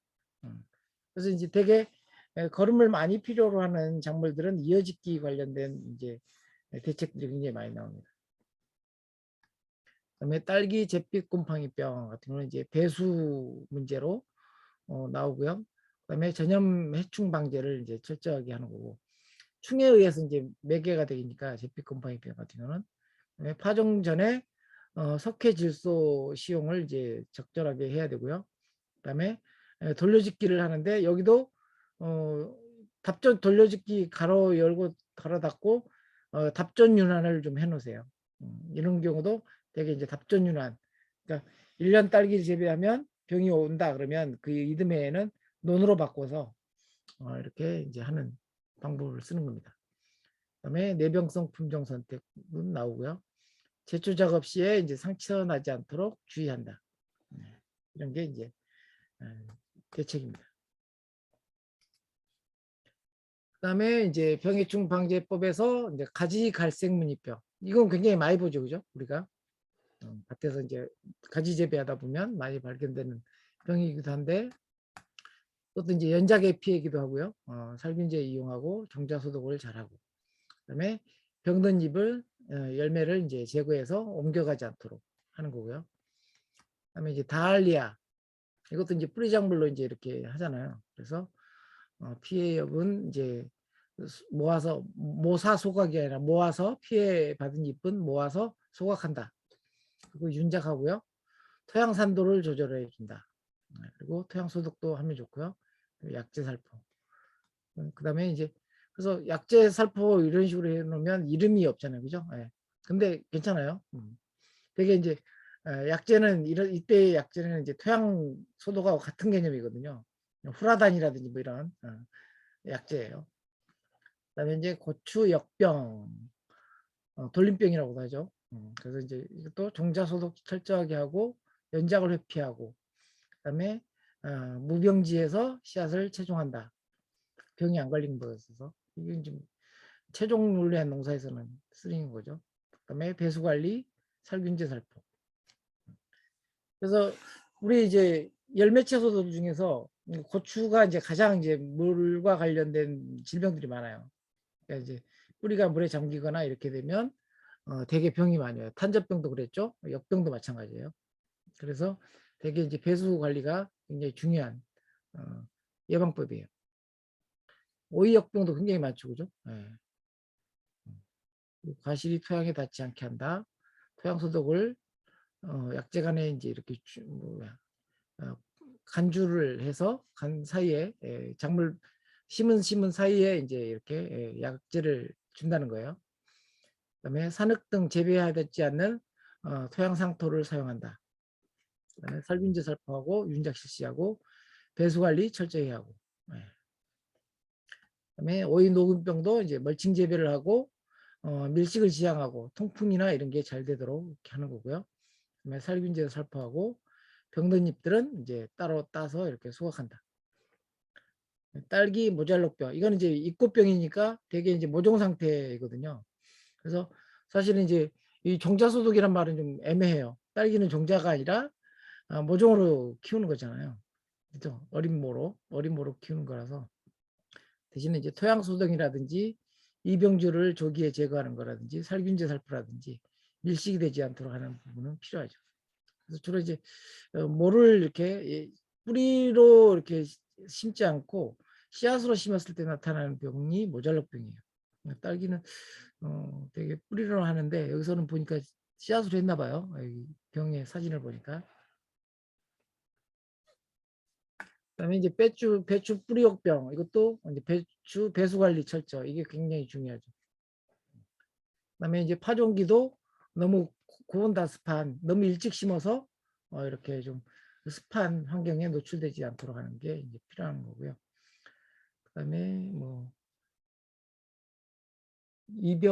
병이 오기 좋은 것들을 사료 급식 금지? 뭔 말인지 모르겠네. 그다음에 이제 장미 뿌리옥병, 이것도 이제 뿌리옥병이라서 되게 이제 이병주를 제거하고 소각하는 거. 그다음에 토양 소독. 뭐 이런 게 이제 주요하게 들어갑니다. 장미 같은 경우는 이제 되게 키우는 게 삽목 형태로 하기 때문에 주로 이제 이렇게 이런 이제 처방들이 이렇게 나오게 됩니다. 그다음에 튤립도 마찬가지로 구근류로 이렇게 번식을 하기 때문에 내병성 있는 이제 구근을 이제 선정을 해서 해야죠, 그죠? 그다음에 재배 적지를 이제 선정하게 되고요. 그다음에 피해주를 제거해서 소각하고 진딧물 등의 매개충을 이제 구제하는 방식으로 하게 됩니다. 포도 이제 새눈 무늬병, 이제 이렇게 포도 송이에 이제 새의 눈처럼 이렇게 무늬가 생긴 병이에요. 그래서 이것도 병 걸린 것들을 이제 제거하고, 그다음에 건전 묘목을 식재하고 살균제를 살포하는 방식이에요. 배추 흰나비 애벌레 이거 같은 경우는 이제 살충제죠. 충이니까. 그다음에 성충과 융충을 잡고, 아니면 성충의 경우는 그물을 방충망을 설치하면 되겠죠. 성충이 알을 못 쓸게 하기 위해서 이런 방법들을 취하면 되고요. 그다음에 포도 이제 뿌리옥벌레라든지 이런 것들은 이제 건전면목을 이용하고 저항성 대목을 이용해서 이렇게 한다.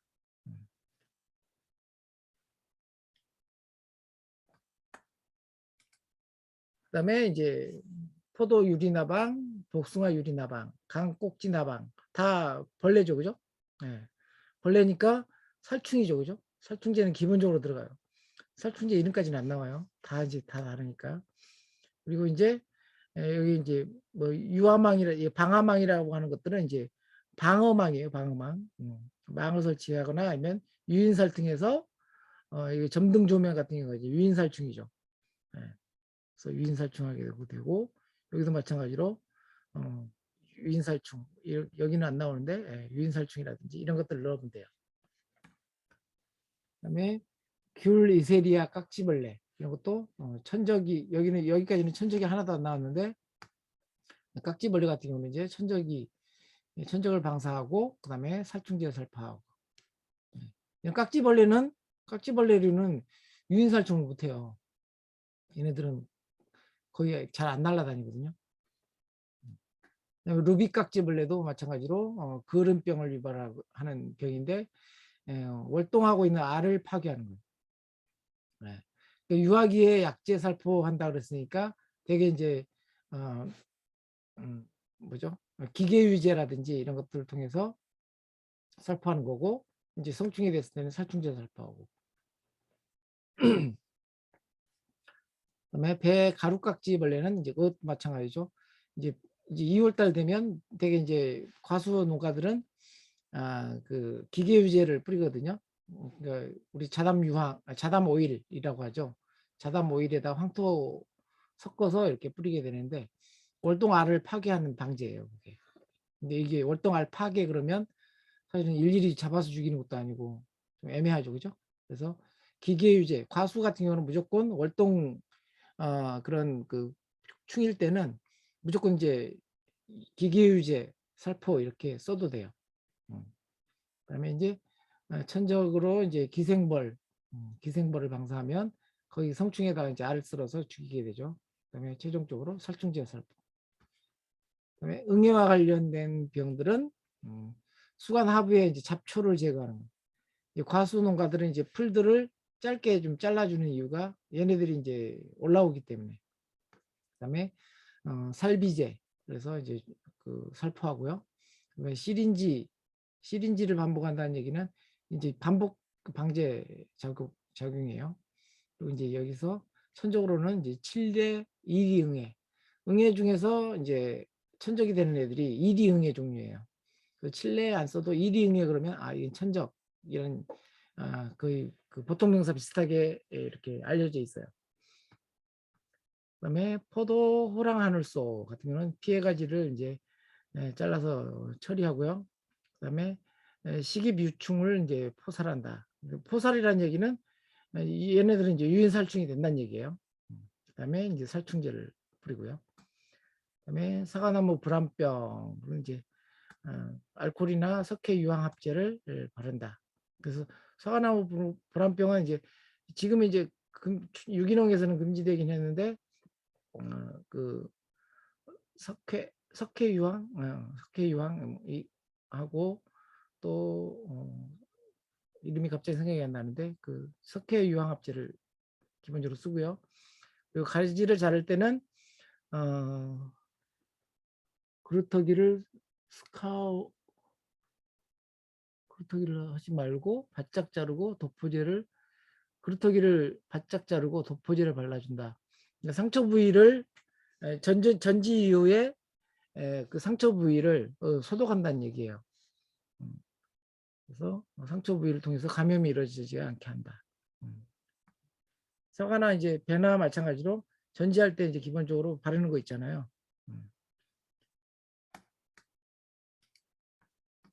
그다음에 이제 우리 흑성병이라고 하는 검은별 무늬병 같은 경우는 살균제를 살포하거나 낙엽, 배나무 이제 낙엽이 떨어지면 거기서 이제 월동을 하기 때문에 그걸 소각하고요. 그다음에 이병 가지를 이렇게 병이 온 가지들을 이제 제거하는 방식이에요.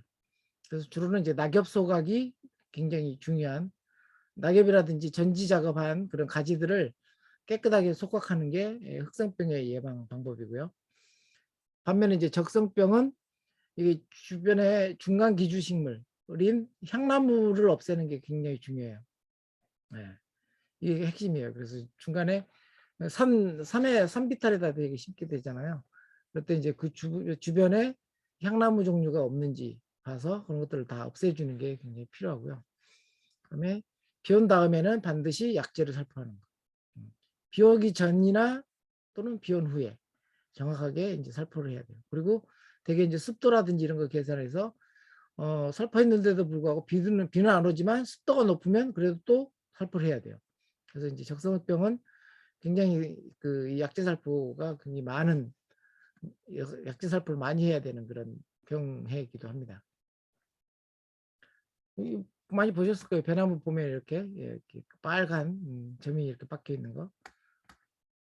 그다음에 이제 사과 검은별 무늬병 이것도 이제 흑성병의 하나인데 이것도 낙엽을 흑성병은 주로 이제 낙엽 소각이에요. 똑같이 이제 이게 그 장미과 작물이잖아요. 장미과 작물이라서 병들이 거의 비슷해요. 흑성병은 이제 사과는 이제 적성병은 별로 없지만 흑성병은 오기 때문에 흑성병은 무조건 낙엽 그 가을에 떨어진 낙엽들을 깨끗이 쓸어서 소각하거나 아니면 땅 속에 묻는다. 여기도 이제 소각이라고 나오긴 했는데 요즘은 소각을 못하게 돼 있잖아요. 그러니까 오히려 이렇게 매장이라고 하는 게 훨씬 나을 수도 있어요. 땅에 묻는다. 그다음에 아니면 이제 약재 살펴하고요. 감귤 개양병은 이제 아까 얘기했듯이 감귤에 이제 그 오는 병들은 대개가 이제 바람에 의해서 상처를 입었을 때 많이 나기 때문에 주로 이제 방풍 대책이 앞에도 나왔죠, 그죠? 그다음에 전염원을 제거하고 약재 살포하고 그리고 질소 비료 과용을 안 하는 것 이게 이제 핵심이에요. 그다음에 이제 고추 풋마르병은 이제 청고병이죠. 네. 그래서 약재 살포하고 접목을 하는 경우가 접목묘를 이용한다. 요즘은 이제 고추 접목묘를 많이 재배를 해요. 그 이유가 주로 이렇게 고추 풋마르병이에요. 그다음에 이제 이 박과작물의 덩굴 쪼개진 병을 예방하는 것도 접목묘예요. 여기는 지금 덩굴 쪼개진 병에 관한 질병은 없는데 박이라든지 오이라든지 수박이라든지 이런 작물들의 이제 덩굴이 밑에 부분 땅에서 바로 올라온 부분이 쪼개지는 병이 있거든요. 그런 것들을 예방하기 위한 조치가 접목이에요. 그래서 접목묘를 이제 이용한다. 그다음에 토양 소독한다. 여기서 수박 이제 덩굴 마름병 같은 경우는 망고병이라고 그래가지고 이게 이제 이렇게 덩굴이 이제 말라 들어가는 그런 병은 되게 건전 종자, 저항성 종자를 쓴다는 얘기죠. 또는 이제 종자 소독. 그다음에 배수를 철저하게 하고 또 밀식을 회피하고 통풍이 잘 될 수 있는 이제 제식 간격을 잘 심고 돌려짓기 하고 그다음에 병든 식물체는 조기에 이제 제거해서 태워버리든지 매립을 하면 돼요. 오이인가루병은 이제 뭐 살균제를 살포한다든지 그다음에 이어짓기를 회피한다든지 그리고 아까 이게 건조할 경우에 많이 생긴다 그랬잖아요. 그래서 되게 이제 그 관수 시설을 철저하게 한다든지 그래서 온습도 관리를 잘 하는 게 이제 환기철저하고 같이 써줘야 돼요. 그래서 4번에다가 그 관수 주기적인 관수를 정확하게 하는 것. 그래서 온습도 관리하는 것. 이것도 이제 같이 고민하면 됩니다. 이 자료를 먼저 들었으면 좀 메모해 가면서 할 텐데 그래도 조금씩 메모하고 있죠. 또 녹화하니까 또 다시 들어보고 메모를 하시면 될 것 같아요. 자, 이렇게 이제 보면 아까 기본적인 그 얼개에 맞춰서 하나하나의 질병들에 대해서 보면 좀 아무래도 암기하기가 쉬워지시죠, 그죠? 네. 그 기준으로 이제 하나하나 질병들에 대해서 보시면 되고 여기에 안 나오는 질병도 굉장히 많아요, 사실은. 특히 이제 여기는 그 꽃 관련된 그런 질병들이 없는데 화해류의 질병들에 대해서도 꽤 많이 나오거든요. 그래서 이제 토양소작이라든지 저항성 품종이라든지 아니면 이제 뭐 삽목이라든지 뭐 이런 그 모종의 그 뭐죠? 번식의 방법 이런 것에 따라서 어떤 방법을 택할 건지를 정확하게 이제 알아두는 게 중요하죠. 아까 뭐 딸기라든지 이거 같은 경우도 딸기 모잘록병 예방 그러면 그냥 영양체 분주모로 심는다 이렇게 해도 돼요. 그렇잖아요. 왜 씨앗으로 딸기를 심어요? 분주모를 활용한다. 뭐 이런 식으로도 가능하죠. 자, 예쁘시죠? 그러면 이제 우리 나눠드린 그 자료를 한번 보도록 하겠습니다. 보이시나요? 네, 지금 데스크탑을 지금 띄워놔가지고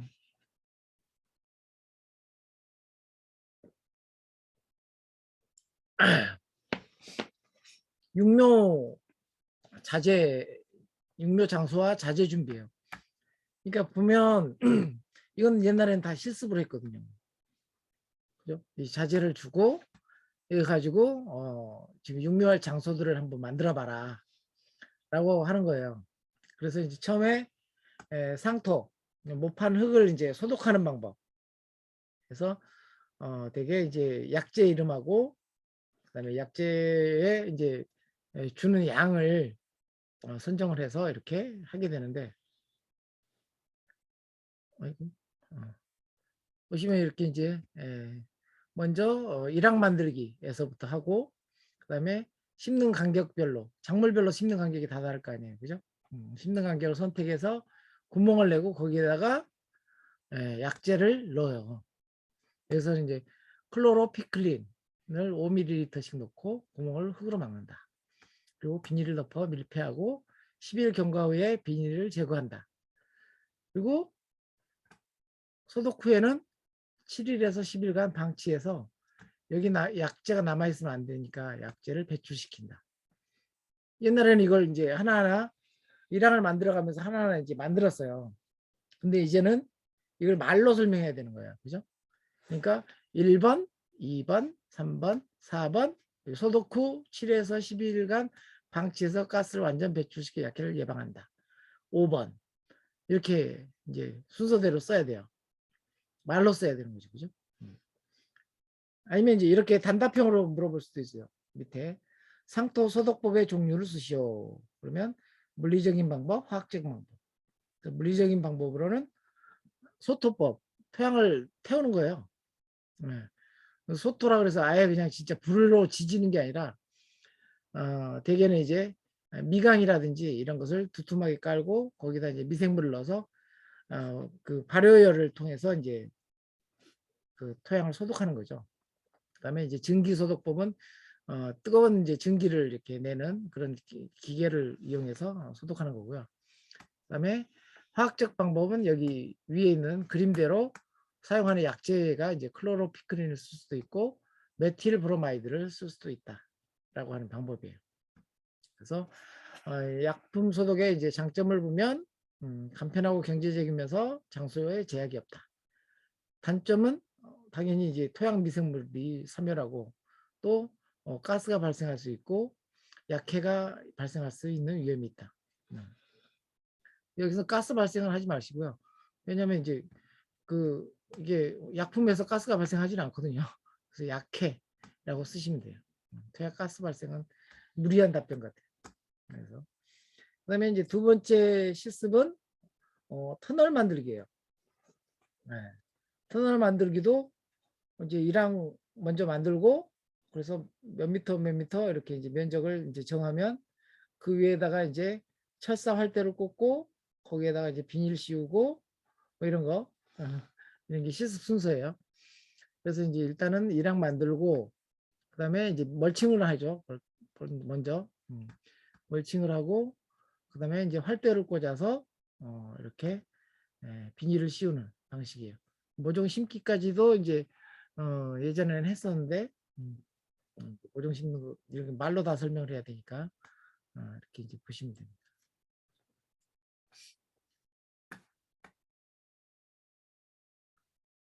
이렇게 딱 완성하면 이제 끝이에요.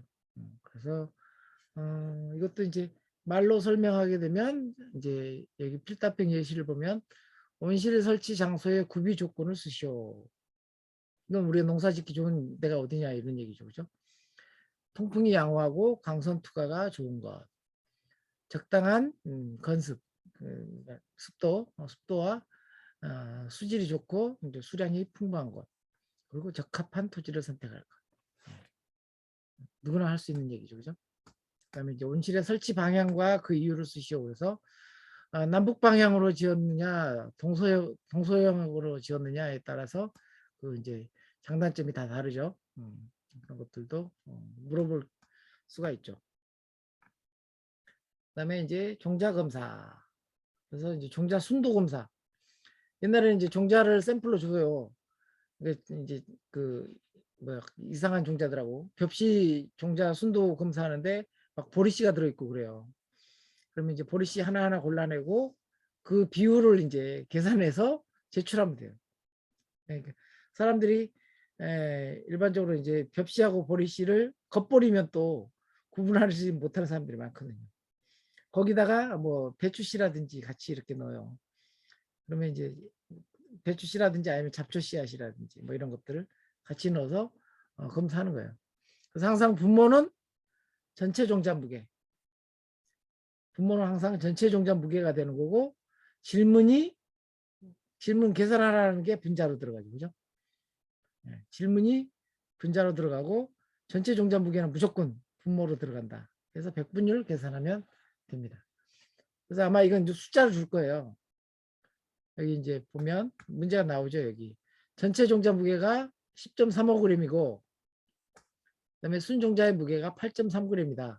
순종자율은 이런 식으로 계산하게 되죠. 그죠? 근데 여기서 뭐 100에서 85.58을 빼면 타종자율이 될 것 같지만 또 이 협전물이라든지 다른 게 또 들어가잖아요. 까끄락이라든지 건불이라든지 이런 게 들어가기 때문에 타종자율은 또 이렇게 따로 이렇게 계산해요. 여기서 1에서 이거 80.56을 빼면 되는 게 아니라 58을 빼면 되는 게 아니라 또 이렇게 이제 계산을 하게 됩니다. 그때도 항상 분모는 전체 무게고 분자는 여기 묻는 답에 나오는 것이 이제 분자로 들어간다고 생각하시면 됩니다. 협전물로 이제 모래가 들어갔다 그러잖아요. 여기서 필답형에서. 그래서 여기 전체 무게니까 사실은 이 모래 무게까지 다 들어가는 무게예요. 모래까지. 여기서 이제 타종자율, 순종자율이라고 해서 종자 무게만 하는 게 아니라 이 협작물의 무게까지 다 해서 하는 겁니다. 여기서 전체 종자의 무게라는 얘기는 이 모래는 빼라는 얘기는 아니에요. 다 들어가는 거예요. 그래서 종자 순도 검사 후에 재검사를 해야 하는 경우를 쓰시오. 그래서 이제 정립, 이종 종자 또는 이물의 무게가 원래 무게의 5%예요. 5% 이상의 차이가 날 때. 그래서 여기서는 이제 5% 여기서 타종자율이 그죠? 5% 이상 났죠, 그죠? 이럴 때는 이제 다시 재검사를 해야 돼요. 그다음에 반복한 항목별로 이제 허용 범위를 넘을 때, 그러니까 이제 1회만 하는 게 아니라 교차 검증이라는 걸 통해서 이제 여러 명이 이제 하게 되면, 그러니까 이제 로트가 있잖아요. 큰 그 푸대가 있는데 큰 푸대 하나만 검사하는 게 아니라 여러 푸대를 검사할 거 아니에요, 그죠? 여러 푸대를 검사하면 반복한 거죠, 그것도. 그랬을 때 여러 푸대에서 균일하게 나오는 게 아니라 조금씩 달라, 다. 그러면 이제 또 다시 검사해야죠. 그죠? 그다음에 이제 종자의 순도 검사 시 조사하는 이제 세 가지 구성 요소는 순종자, 타종자, 협잡물. 여기서 모래와 같은 그런 것들이 이제 들어가죠.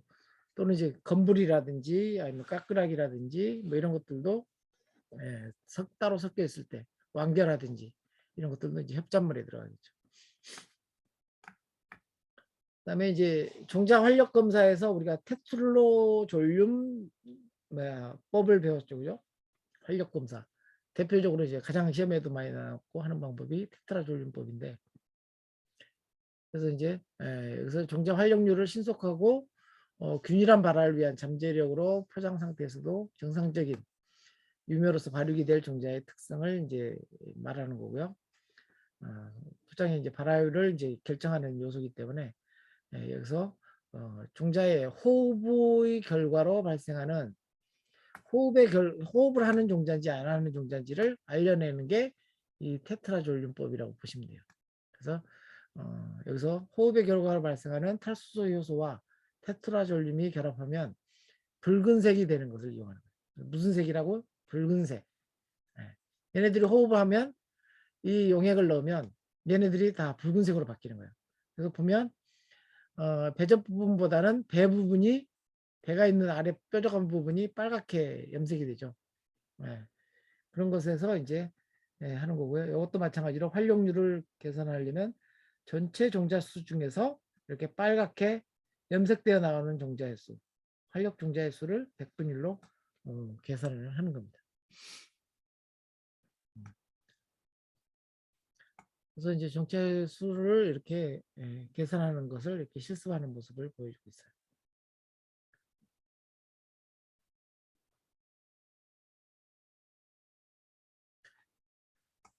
다음에 시료의 종자의 활용률을 구하시오. 그러면 전체 종자 수 50개고 붉은색으로 나오는 종자 수가 보니까 43개다.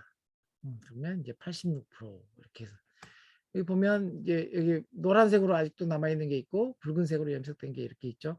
그 숫자를 이제 계산해서 하는 겁니다. 그러니까 이제 주는 사람들한테, 실습하는 사람들한테 다 똑같은 씨앗을 주는 게 아니라 다 다르게 주기 때문에 그 실험하는 교도관이, 아니 교도관이 시험 채점하는 사람이 옆에서 항상 지켜봐요. 계속 지켜보면서 숫자 제대로 셌는지 그걸 보면서 이렇게 맞았는지 틀렸는지 검사합니다. 자, 그래서 정자활력 시 이제 붉은색으로 변하는 거하고, 정자활력 검사에 사용되는 테트라졸륨의 pH와 농도를 쓰시오. pH는 6.5에서 7.5. 그죠? 중성이죠. 그죠? 농도는 0.1에서 1%. 그래서 이제 아까 비커가 뭐 있고 그랬던 것은 이게 스포이드가 있고 했던 건 이제 그 농도를 정확하게 맞췄는지를 보기 위해서 이제 하는 거예요.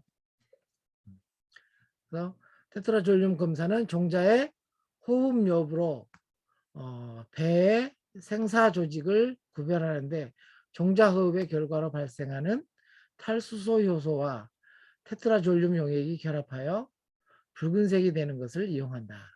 그래서 이런 식으로 이제 가로역기로 문제가 나올 수 있다는 거예요. 테트라졸륨 검사법은 종자의 발화 잠재력을 신속하게 평가할 필요가 있는 경우에 사용 가능하다. 그 신속하게 평가할 필요가 있는 경우를 쓰시오. 언제 이렇게 쓰냐 그러면 이제 수확 후 바로 얼마 지나지 않는 종자. 그다음에 해당 종자가 심한 휴면 상태에 있는 경우. 그러니까 이제 휴면이 긴 휴면이 긴 종자들일 경우는 휴면기에 파종을 하면 안 되잖아요. 그래서 얘가 휴면을 깼는지 휴면 중인지 알아내기 위해서 한다는 거예요. 그러니까 이제 만약 시금치시다 그러면 수확하고 나서 한 달 후에 바로 심으려고 이렇게 검사하면 대부분이 색깔이 안 변할 거예요. 근데 2달 지나면 얘네들이 휴면에서 깨잖아요. 그러면 얘네들이 이제 호흡을 하기 때문에 이렇게 빨간색으로 바뀌겠죠. 그래서 이게 얘가 휴면 상태인지 아닌지를 보는 거고, 그다음에 휴면이 좀 길어지는 애들 같은 경우는 이렇게 한다는 거고요. 그리고 이제 아무래도 저장 기간이 굉장히 오래 걸렸을 때, 보통 이제 저장 기간이 한 뭐 10년 주기로 유전자원센터는 10년 주기로 발화율 테스트를 해서 발화율이 떨어지면 다시 증식을 시작하거든요. 이제 그럴 때 이제 10년 정도 됐을 때 발화율이 어느 정도인지 이제 테스트해서 80% 미만이네. 그럼 다시 증식하는 거예요. 그런 방식으로 이제 할 때 이제 주기적으로 이렇게 검사를 하는 경우도 있죠. 그리고 발화가 이제 느리게 출현하는 경우, 되게 이제 발화가 이제 되게 종자는 굉장히 건실한데 발화가 굉장히 늦다. 그러면 되게 이제 썩은 죽은 종자일 수도 있잖아요. 그러면 이제 다시 한번 테스트를 해보는 거예요. 원래 이렇게 느린 건지 아니면 재배하면서 온도 관리라든지 이런 걸 잘못해서 지금 발화가 늦어지고 있는지를 같이 이제 종합적으로 판단을 하겠죠. 그리고 이제 종자 발화 검사는 되게 이제 물에다가 이제 침종을 해서 이렇게 하게 돼요. 이런 이제 시험 볼 때는 싹이 나온 거하고 비정상생하고 불발화 종자들을 이렇게 줘요. 실습생한테 다 줘가지고 이제 발화율을 검사해요. 그래서 핀셋으로 하나하나 이제 드러내서 이제 검사를 하는 겁니다. 이것도 이제 분모는 전체 종자 수에서 제대로 발화한 종자. 그래서 보면 이제 제대로 이제 이렇게 유군하고 유화가 이렇게 제대로 나온 애들은 정상묘고 나오다 만에. 근데 똑같은 관리를 해줬는데 늦게 나온 애죠 사실은, 그죠? 근데 이제 이런 것도 이제 비정상으로 간주해서 이제 발화율을 이제 검사를 하는 겁니다. 이제 뿌리가 이제 이렇게 나와 있는 경우가 있고 이제 이 유화 쪽이 이제 아예 그 기형 형태로 나온 경우도 있어요. 떡잎이 아예 기형으로 나와 있는 거라든지 다양한 그런 것들을 이제 다 분류를 하는 겁니다.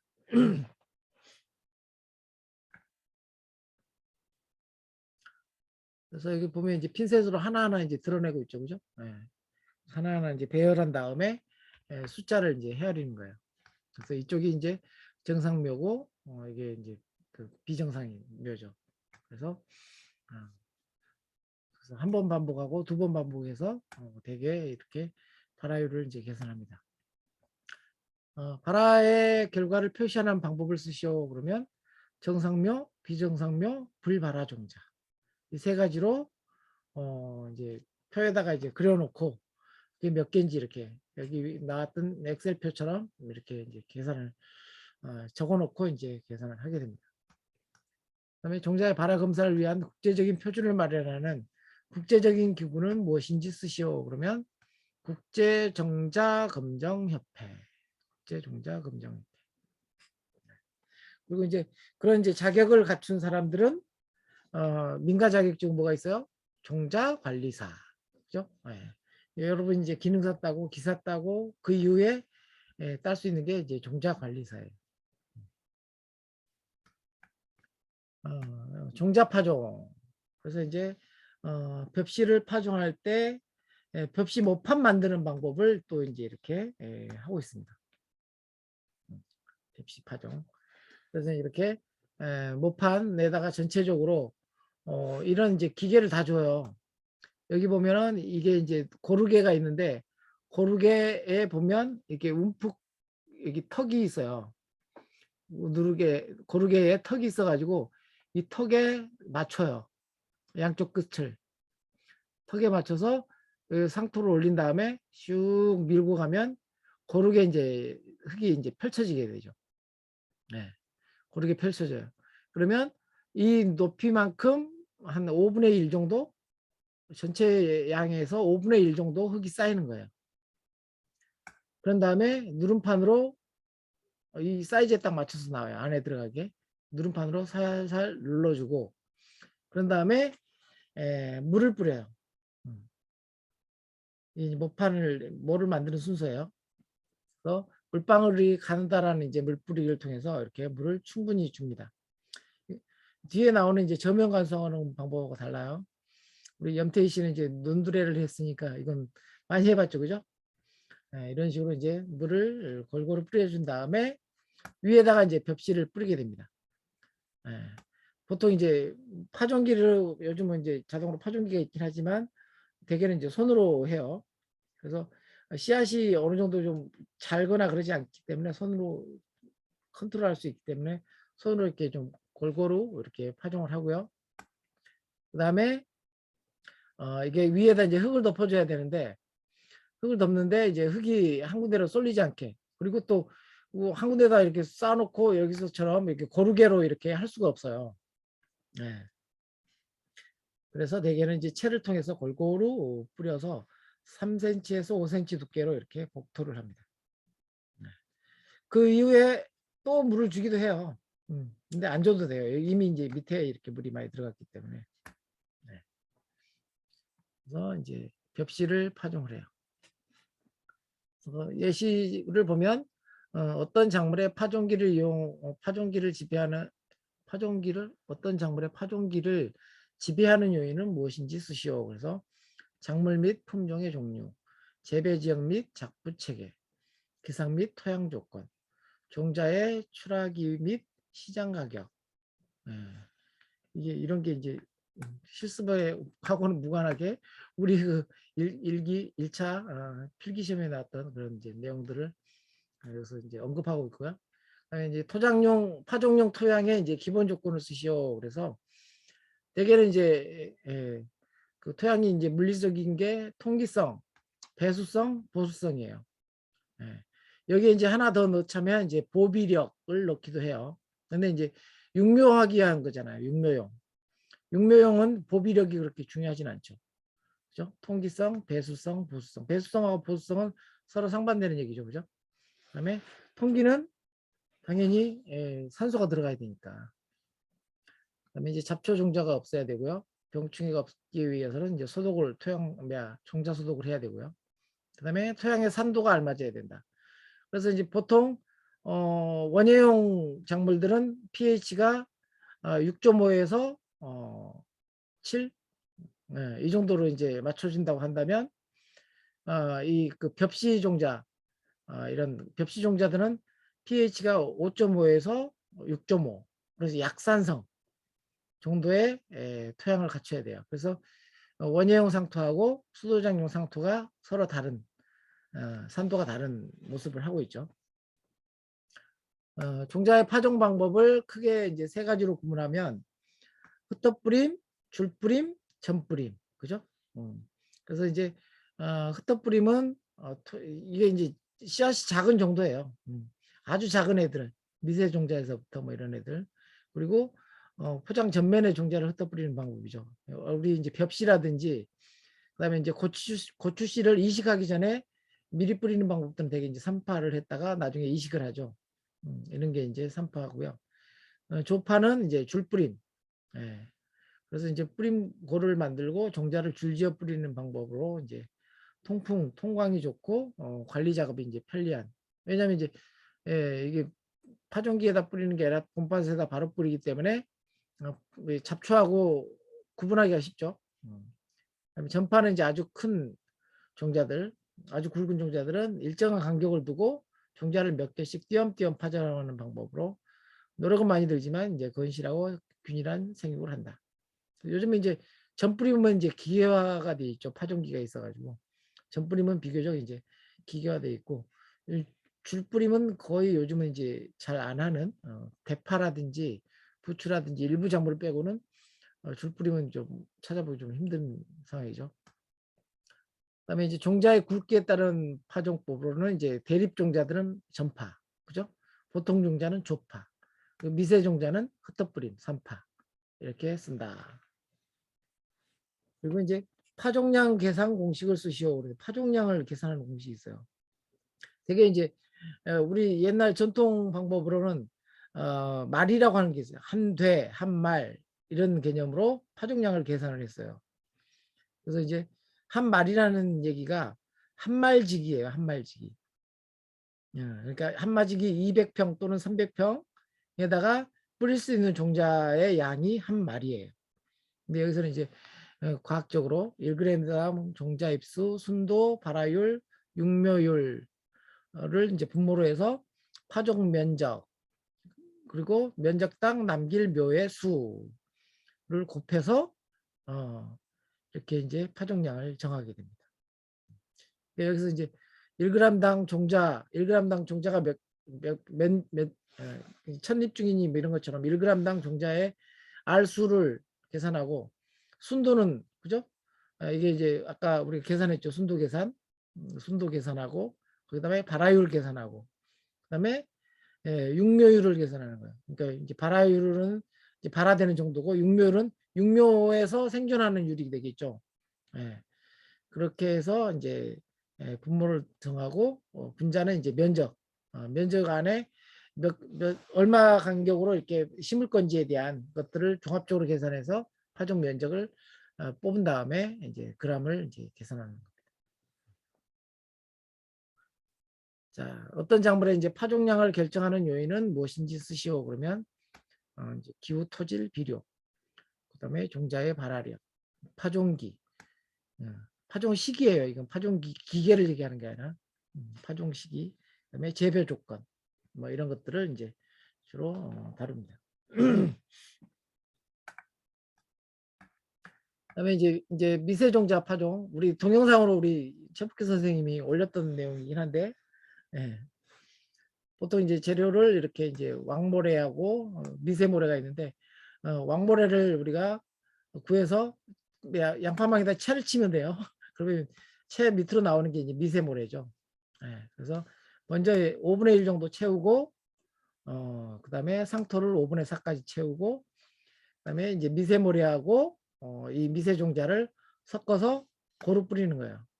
보면 이제 이 모래 색깔하고 이 왕모래 색깔이나 미세모래 색깔이 다르잖아요. 그죠? 그러니까 미세 상토를 이렇게 파종하게 되면 모래 색깔이 이렇게 훨씬 더 밝은 색이기 때문에 이 상토하고 구별이 돼서 미세 종자가 보이지 않더라도 씨앗이 골고루 이렇게 뿌려졌다는 것을 알 수 있어요. 그래서 미세 종자와 모래를 1대 20, 그러니까 종자가 1, 모래가 20 이렇게 고루고 섞여서 이렇게 파종을 합니다.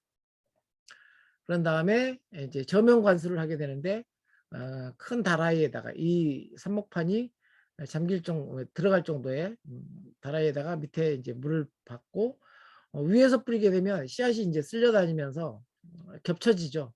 그걸 막기 위해서 밑에서 물을 흡수하고 그리고 이제 미세 종자들은 대개 햇볕을 좋아하는 호광성 종자인 경우가 많아요.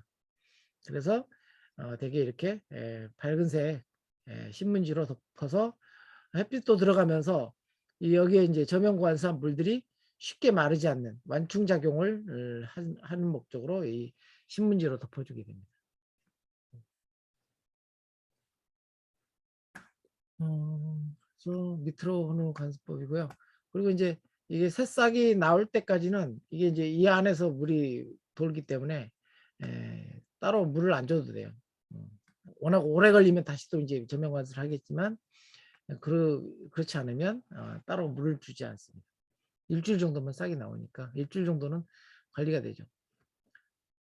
그리고 이제 미세종자 파종법하고 비슷하게 동영상에 나왔던 것은 고추종자를 했기 때문에 나중에 상토를 올렸어요.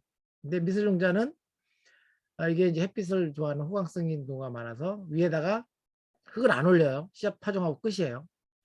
네, 그게 달라요.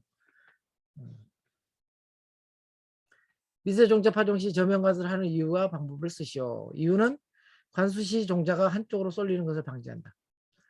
방법은 저면관수는 물을 밑으로 흡수시키는 관수법으로 물통에 물을 받은 다음 그 위에 파종상자를 놓아서 삼투압으로 물이 이렇게 스며서 올라오도록 하는 거죠.